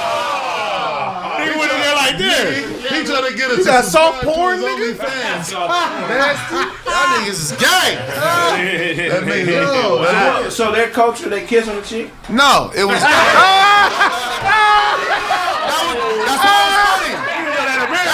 That's why it was funny. He was on that American shit. So he was pissed off. That's why it was funny. He was Italian. He was angry. But he didn't express it because he just kept his cool. He didn't know. Oh man! Assaulted him. He kept his cool. He didn't beat my ass. He didn't file for rape charges. Nothing. He let me go on by my day. I was good. Yeah, that shit was boring. Hey man, tell Show to get his fleas out of here. That nigga. Show to left some fleas on the cigar. No, it was just like a walk up, give him dap, and that was it. That wasn't dap. It was dap. It's dap to a family member. That nigga licked that nigga face like Rick James. Nigga, niggas out there. Yeah, man, I'll repost the video. No, you're not. No, we believe you. We believe you. Fuck y'all motherfuckers. Nigga shit. Wow! Happy birthday, players. That was some M. Night Shyamalan. It's Otto's turn. Fuck. That was his turn. He went already. So just to clarify, a Tulsa. No, not Tulsa. Tulsa. That was trying to say. Tulsa. Gunman ranted his surgeon that then bought a rifle 3 hours before letting off in the hospital. Huh? Come on, bro. Read it. By a vowel. First of all, Put the words. That's what the vowel is constant. What happened? In Oklahoma. yeah. In Oklahoma, a dude got pissed off, man. Then they can't say Tulsa. Go ahead. Bought a rifle and let off in the hospital. Oh, wow. Yeah, his name was the doctor that performed back surgery. Look at the nigga who did look like the nigga who shot Kane and Menace to Society. This nigga doing that. Look at this nigga, man. He said, God damn. So he didn't like the surgery? he said he had surgery a month ago. He didn't like That nigga look like he shot somebody. So he said his back was still hurting, so he went down to the hospital, killed the doctor. that must have been some excruciating. And then like the nurse, the assistant doctor, and like people that was associated with surgery. Let me tell you if it's not crazy. Did he ask the doctor to fix it first? And then he said no, then he killed him? Or he just killed him? I'm sure. I'm trying to put some logic in there. Nigga, fix my back. There's always a follow-up. There's always a follow-up after a surgery. There's always a follow-up after a surgery. Yeah, But a month ain't enough time for any surgery. Yeah, the doctor said 6 months recovery. Usually still, especially back surgery, you still sore a month later. Funny part about it, he gonna get that shit fixed in jail for free. He looked like he told the doctor before, if this shit don't work, I'm finna come back. You know what I'm saying? Yeah, if you look at his picture, it looks like that nigga told the That doctor. nigga was like, you finna do surgery on me? If I feel you cut me with a knife, I'm gonna kill you. I'll tell you right now. You cut me with some surgery knives. Cold surgery. Yeah, rest in peace. That's really him? Yeah, that's him. Yeah, that's him. Killed himself. Oh, he killed himself. Oh, okay. That pain was excruciating. Yeah, man. And he died. That nigga don't look human, man. He shouldn't be having no surgery. That's what I'm saying, nigga. Yeah, bro. He don't deserve regular surgery. That's not his. That's him. No, I'm saying, what picture is this? That's that nigga regular day, fam. No, He woke up up like this. That's not a drug. That's not a bus pump. That's on his Facebook. That's on his Facebook. That's a profile pic. He posted that. That nigga said it felt cute. Might delete later. He should have deleted that motherfucker. That shit got filters on it. What you got for us, Sonny? In the evening. I'm way the fuck back here. Come on, in the evening. Come to the moment. Hey, come on, B2K. Let's switch seats. Hey, this nigga got a little beard shit. Sit down, man. Come on, get right here, my nigga. I got a couple of joints in relationship news, right? All right. So the first one, there was a gentleman in the state of North Carolina. He won the lottery for $10 million. He was recently sentenced to life in prison for shooting the young lady he was dealing with because she was texting another man. He's going to jail for life. For life, it's over with. That nigga never had no Won $10 million because she was texting another dude. She's stupid. How long did he have that 10 minutes? She was a young girl, right? Like she was like what, like 30 something? He was in his 40s. She was like 23. How long did he have 10 minutes? I bet you she is the one who's spending that money right now. I bet you she got the money somehow. She's shot. She's dead. She's dead. She's been going to jail for life. She's dead. Hey, I should have bet this nigga. I think that bet. Who was this bitch buying all this money? Mummy rap. This bitch bought a casket. That bitch bought a casket. That's a pretty important part of the story. And look, I just been paying for only Bowman. Now she paying for only Bowman. Cash. Come on, man. What would everybody do with $10 million? I don't like play. Come back to life. I don't know. That's gonna spend a lot of money on pillow. goes back to the state, I assume. Nigga, you don't go like his descendant? Do you like have any kids? I don't really know how lottery money works, but I assume just based on the way lottery money is set up, I think it just goes back into the system. Actually, yeah, wait, because he didn't do it illegally. He can't claim it. He can't claim that money? How you gonna He can claim it. He had been hanging out it for 3 years. What are you gonna do? Show up? No, but he had the money for 3 years. Oh, he had the money already. Yeah, that's what he's saying. But he shot somebody. He shot the bitch after he was a millionaire. Oh, that's what I'm talking about. Like, the nigga had the money. Yeah, so he already had the money. He was already a millionaire. So he living in prison. Everything he gets. With some money, right? He acquired everything he wanted in prison. There's more to this. They're lying. He found a text. They was plotting on robbing him or doing something. Killing him or something. There's more to this, bro. Whatever it is, it ain't worth it. It ain't worth it. Yeah, I'm with Blaze. It ain't worth it. $10 million, I'd torture the shit out of her. I'll pay a bunch of niggas to stand in front of her apartment building. Oh, wow. I thought that nigga was like, she can leave. Let her go, Blaze. Let her go. For $10, I get a new bro. Let her the fuck go, Blaze. I was expecting some of that flair shit. I don't give a fuck. Fuck that bitch. Fuck that bitch. I don't give a fuck. He gotta drive this bitch out. Hop in the Ford and get up out of here on that. Leave her with the Dodge.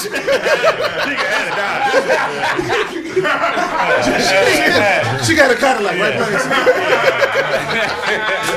That Magnum in the back is yours. All right, bitch, I'm gonna give her a shit. That's number 12. That's number 12. Hey, y'all want me to help me harass this bitch? What? Help me harass this bitch. She broke my heart.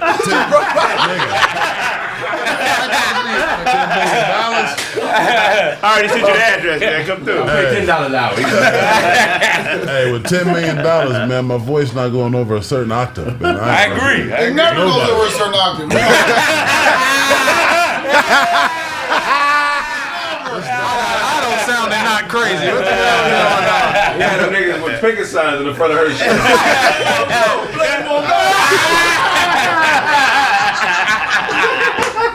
Yeah, right.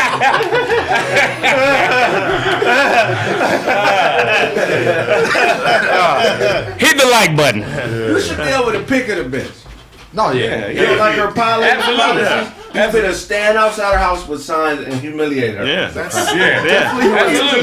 Or at her job. Yeah. That's definitely humiliating yourself. That's definitely illegal. 100% illegal. It's called harassment. You get a higher group. Your girl won't give you enough pussy and you put it on sign. This bitch ain't giving me enough pussy. We gotta do something about it. Yeah. I'm with it. You will get the change you're looking for. Yeah. What? Yeah. I'm down.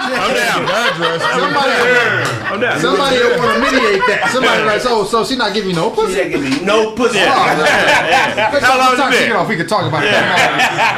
I'll do this case for free. We'll show up at her job. We'll show up at church. Wherever you need us at, man. You pick your time? Why not, man? Lift that headband Time.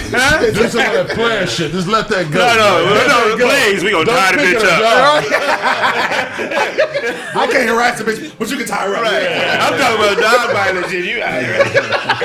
Non-violent protests. I ain't harassing nobody. You crazy. You should be able to pick at your bitch. The vice versa. No, I don't want to pick. No. It's the media show. Why you out here protesting? This bitch ain't giving me enough pussy. Man. Want to tell my story? That's a lot of energy. I'm on the porn site on the 10th page, bitch. You ain't giving me no pussy right. I done seen all these videos already. I'm on 50, bitch. Man. I'm on 50, bitch. All the categories ate up, bitch. You know this shit, when you start switching pages, you're too far down. If I'm on page 10, I'm all right. That's a wrap. That's a wrap. This is a shorter version. I gotta call somebody over here, goddamn. This is a good video. I need to tell somebody about this. How about when the video you used to like is missing now? Poor problem. Hey. That's when you gotta start paying bums to fucking do. Alright, bum sex Y'all never did that? stinks. What?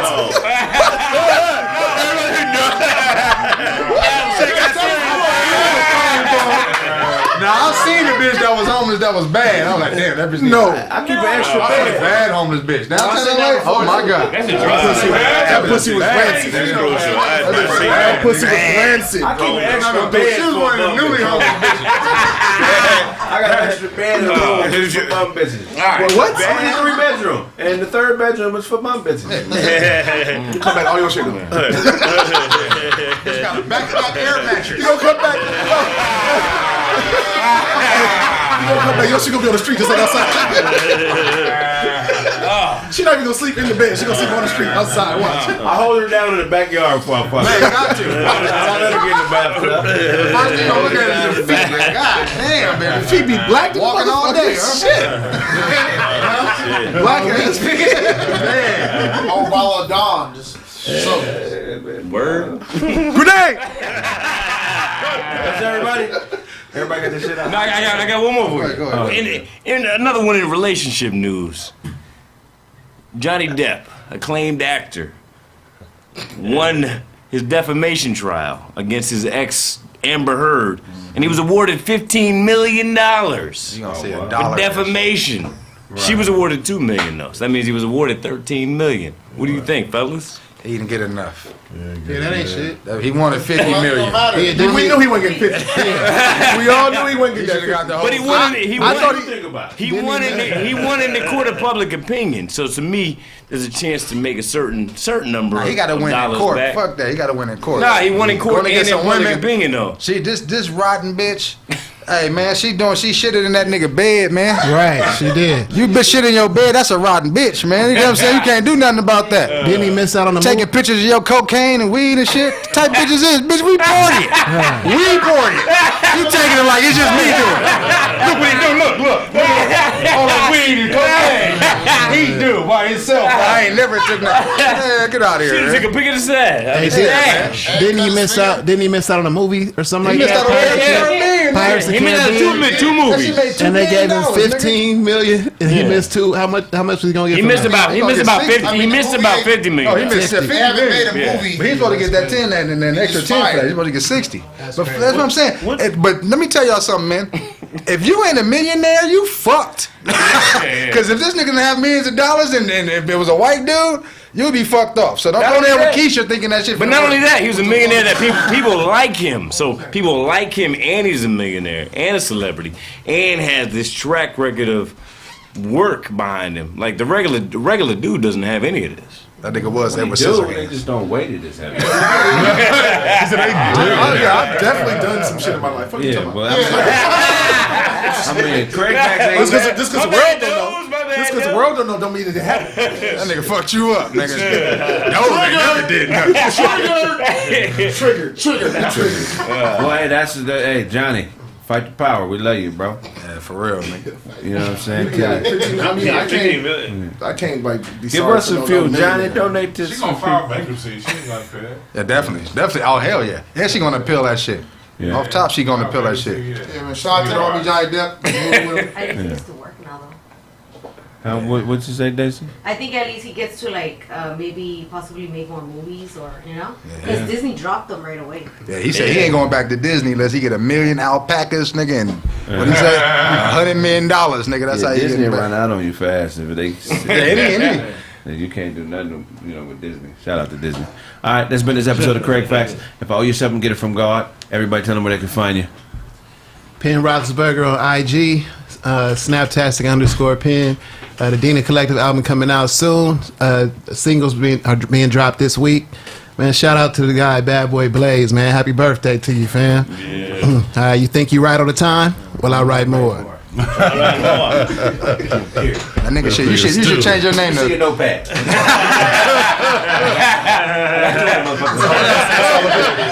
You shouldn't even roll. Yo, shit, he slide your notepad.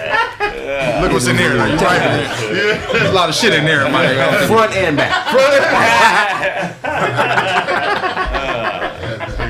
Oh, you got spaces in your shit. I don't write with no spaces. All one word. All right, all this shit say. Let me see the back of this page. That's black ink. I melt metal on my metal on paper. Now I cut myself and take real blood. That's went too far. What is this, an error? You don't have an editor? You just write? All right, more. And I get it edited. I ain't never been racist. Fuck the racists. Go ahead. His name is Penn, my nigga. There we go. Right. Capital P.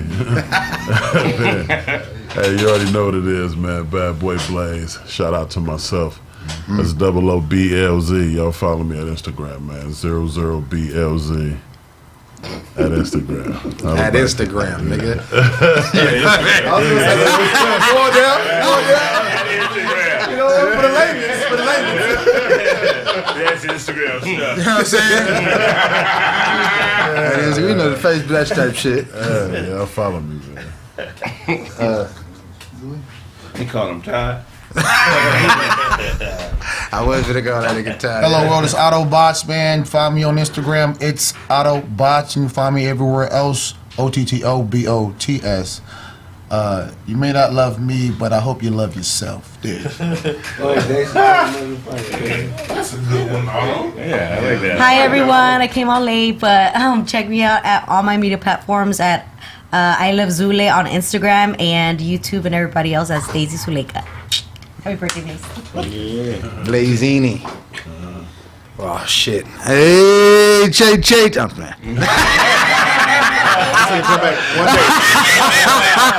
I'm still in all that shit, nigga. You talking about, son? Nigga, what we dancing in front of fires, all that.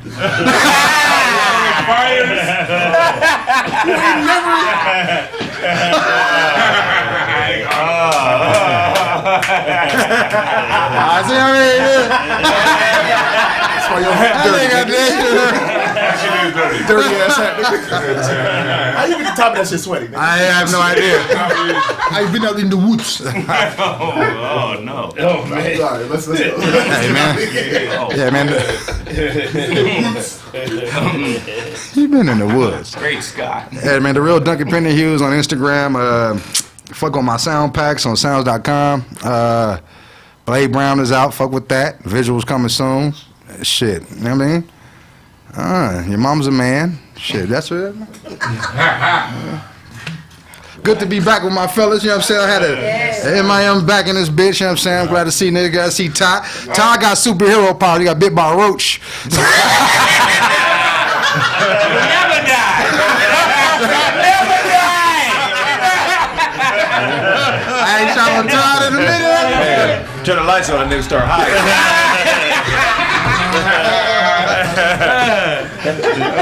Shout out to my new white shirt. It's gonna have the black handprints all over it.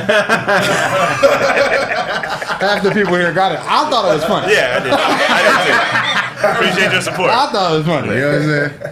Go ahead. Go ahead, nigga. All right. Anyway, again, happy birthday to Blaze, one of the coolest motherfuckers you'll ever meet. Yeah, man. One of them. And real quick, it's your man Sonny in the evening. Don't follow me on anything, but anything you see these brothers on, hit the like button. Anything you see these brothers on, follow. And that's all I got for you. Talk that shit, man. Tell them about your drill team practice. You got.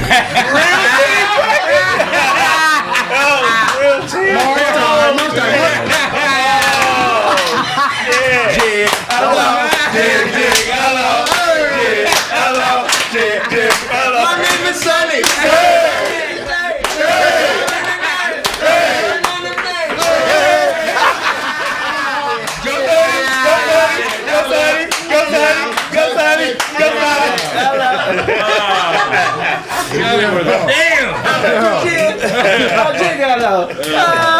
My hands are high, my feet are low, and this is how you jiggle out. In the evening. Oh shit. Damn. That was crazy. Tell me you out there. So. Man, yeah, man. Uncle Todd comedy. You know.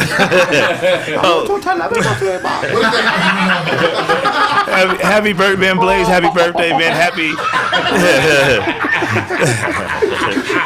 Happy manufacture date, Blaze.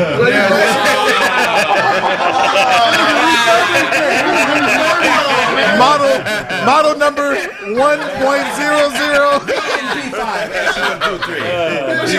What's your VIN, nigga? He started off as a twinkle on a hard drive.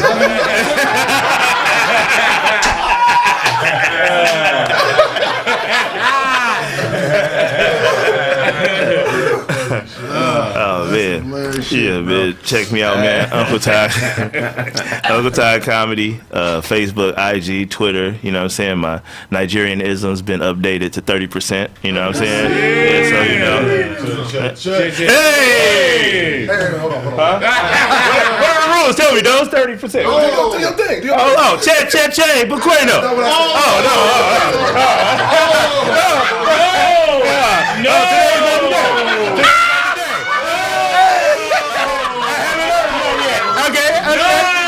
Okay. Why y'all do him like that? Wow. All right. It's the rite of passage. I'm sorry. Hey. I can't make them do that. I can't make them do that. It's rough for Nigerians out here. I can't make them do that. Wow. You gotta go to Nigeria and kill a yak by hand. Wow. That was crazy. Gotta strangle a yak. That's rough out here. Shit. Check the album out, man. Check my videos out, man. My YouTube page, what y'all finna do. Taco Tuesday, Headaches, and Blame the Bartender. Check my shit out, man. Shout out to I'm Out There Nation. I know you out there. And get these headbands, man. I got new headbands out, man. You know what I'm saying? Come get these motherfuckers. Don't get this one. He's sweating in this one. No, this one's sweating out. This one is used. Yeah, this is authentic. Yeah, this shit right here. Auction that one off. Man, this motherfucker. What the fuck? See? Oh, auction. You just been saying shit. I thought he said arch it off. You gotta arch it off. Arch it, nigga. Arch that thing. Something it off. Arch it off, nigga. Arch? Yeah, you gotta arch it off. Yeah. Arch? Put that thing in there. I'll tell you how to get it off. Yeah. Shoot that thing up on me later. Sweaty. I dry it up. That's wild. You got all this shit face that ass up. Ty went hunting with a math book. He was. That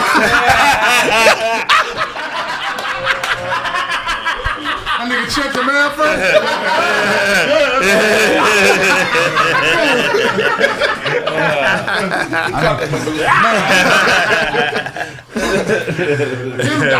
Jesus Christ.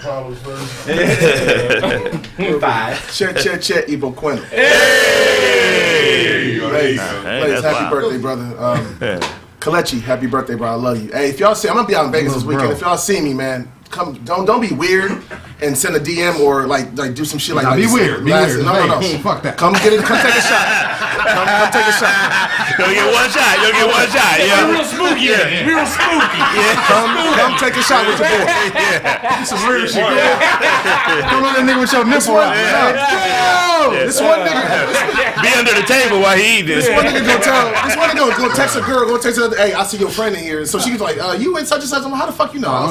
Somebody told me. Yo, don't be weird. Come say what's up. Take a shot. I'm very approachable, man. I'm usually with some chicks, with my boys, man. Come say what's up, man. Holla at me. I love everybody, man. Happy birthday, Kalechi. Love you, bro. Yeah, love you. Happy birthday, Kalechi. Bro, oh, you a shot, nigga. Kalechi. Oh, man. He's off the ringer. It's like a nose on too tight. Clown nose? Nigga. Oh, you got a white boy clown nose. They ain't a black clown nose. Black clown nose round and big. No, he already did that. He did it on Tuesday. Oh, you was a brother? Yo, yeah, he had the. Nigga, you ain't even nigga clown today. It's coconut ball. You see me just hop around. Right. It's coconut ball, man. Yeah, but happy birthday, Blaze, man. Another year around the sun. Shit. Yeah, we got we have Happy Black Music Month. Happy Black Music Month. It is Black Music Month. Shout out to all the ancestors. You know what I'm saying? That made that beautiful music, man. Yeah, I got my triage not for sale yet, but it's up there on my Twitter, Instagram, and it's the history of black music for the last 400 years here in America. I'm gonna need that for the lab. The roots of where it all comes from, whether we talking about death metal or doo-wop or reggaeton, it all comes from the same place. We don't usually talk about that, but that's what big in our culture, death metal. So yeah, that is go check that out. And yeah, that's it. It's insecurities.com. Who y'all got here to say, Todd or Sonny? I got Todd. I got Todd. Todd got them tapered jeans. Any nigga wearing tapered jeans and whoop your ass. I never seen Todd so confident. Todd ain't tripping on the teeth getting fucked up. But Sonny got that rage.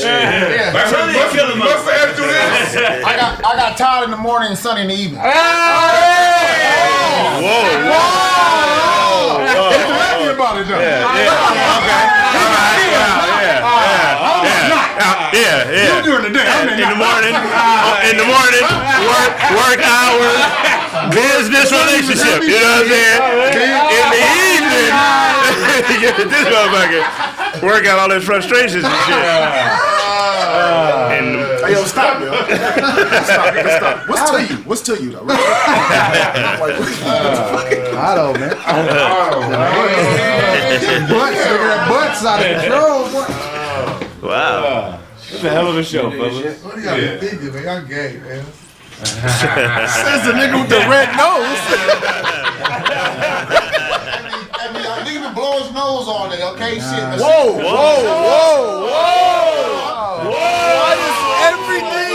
Why does everything has a pause with it? Blowing noses. Your ailment is what? This shit is swollen. This is my regular nose. I like the words. Blow, swollen. Don't do that. Blowing noses. What are we talking about here? What are we talking about right now? The innuendo, the insinuation. I can't be myself around my niggas. I guess whatever. You got nostrils on that clown nose. I can't be myself. You got a red nose on. Shut up. You never beat yourself in front of me. It's my regular nose. Like I said, my nose is swollen. It's my regular nose. Blowing noses is crazy. Swollen. That was crazy. Blowing noses. Why neck be moving when you don't swallow that? All those smoke that zit on your face, he made it his nose.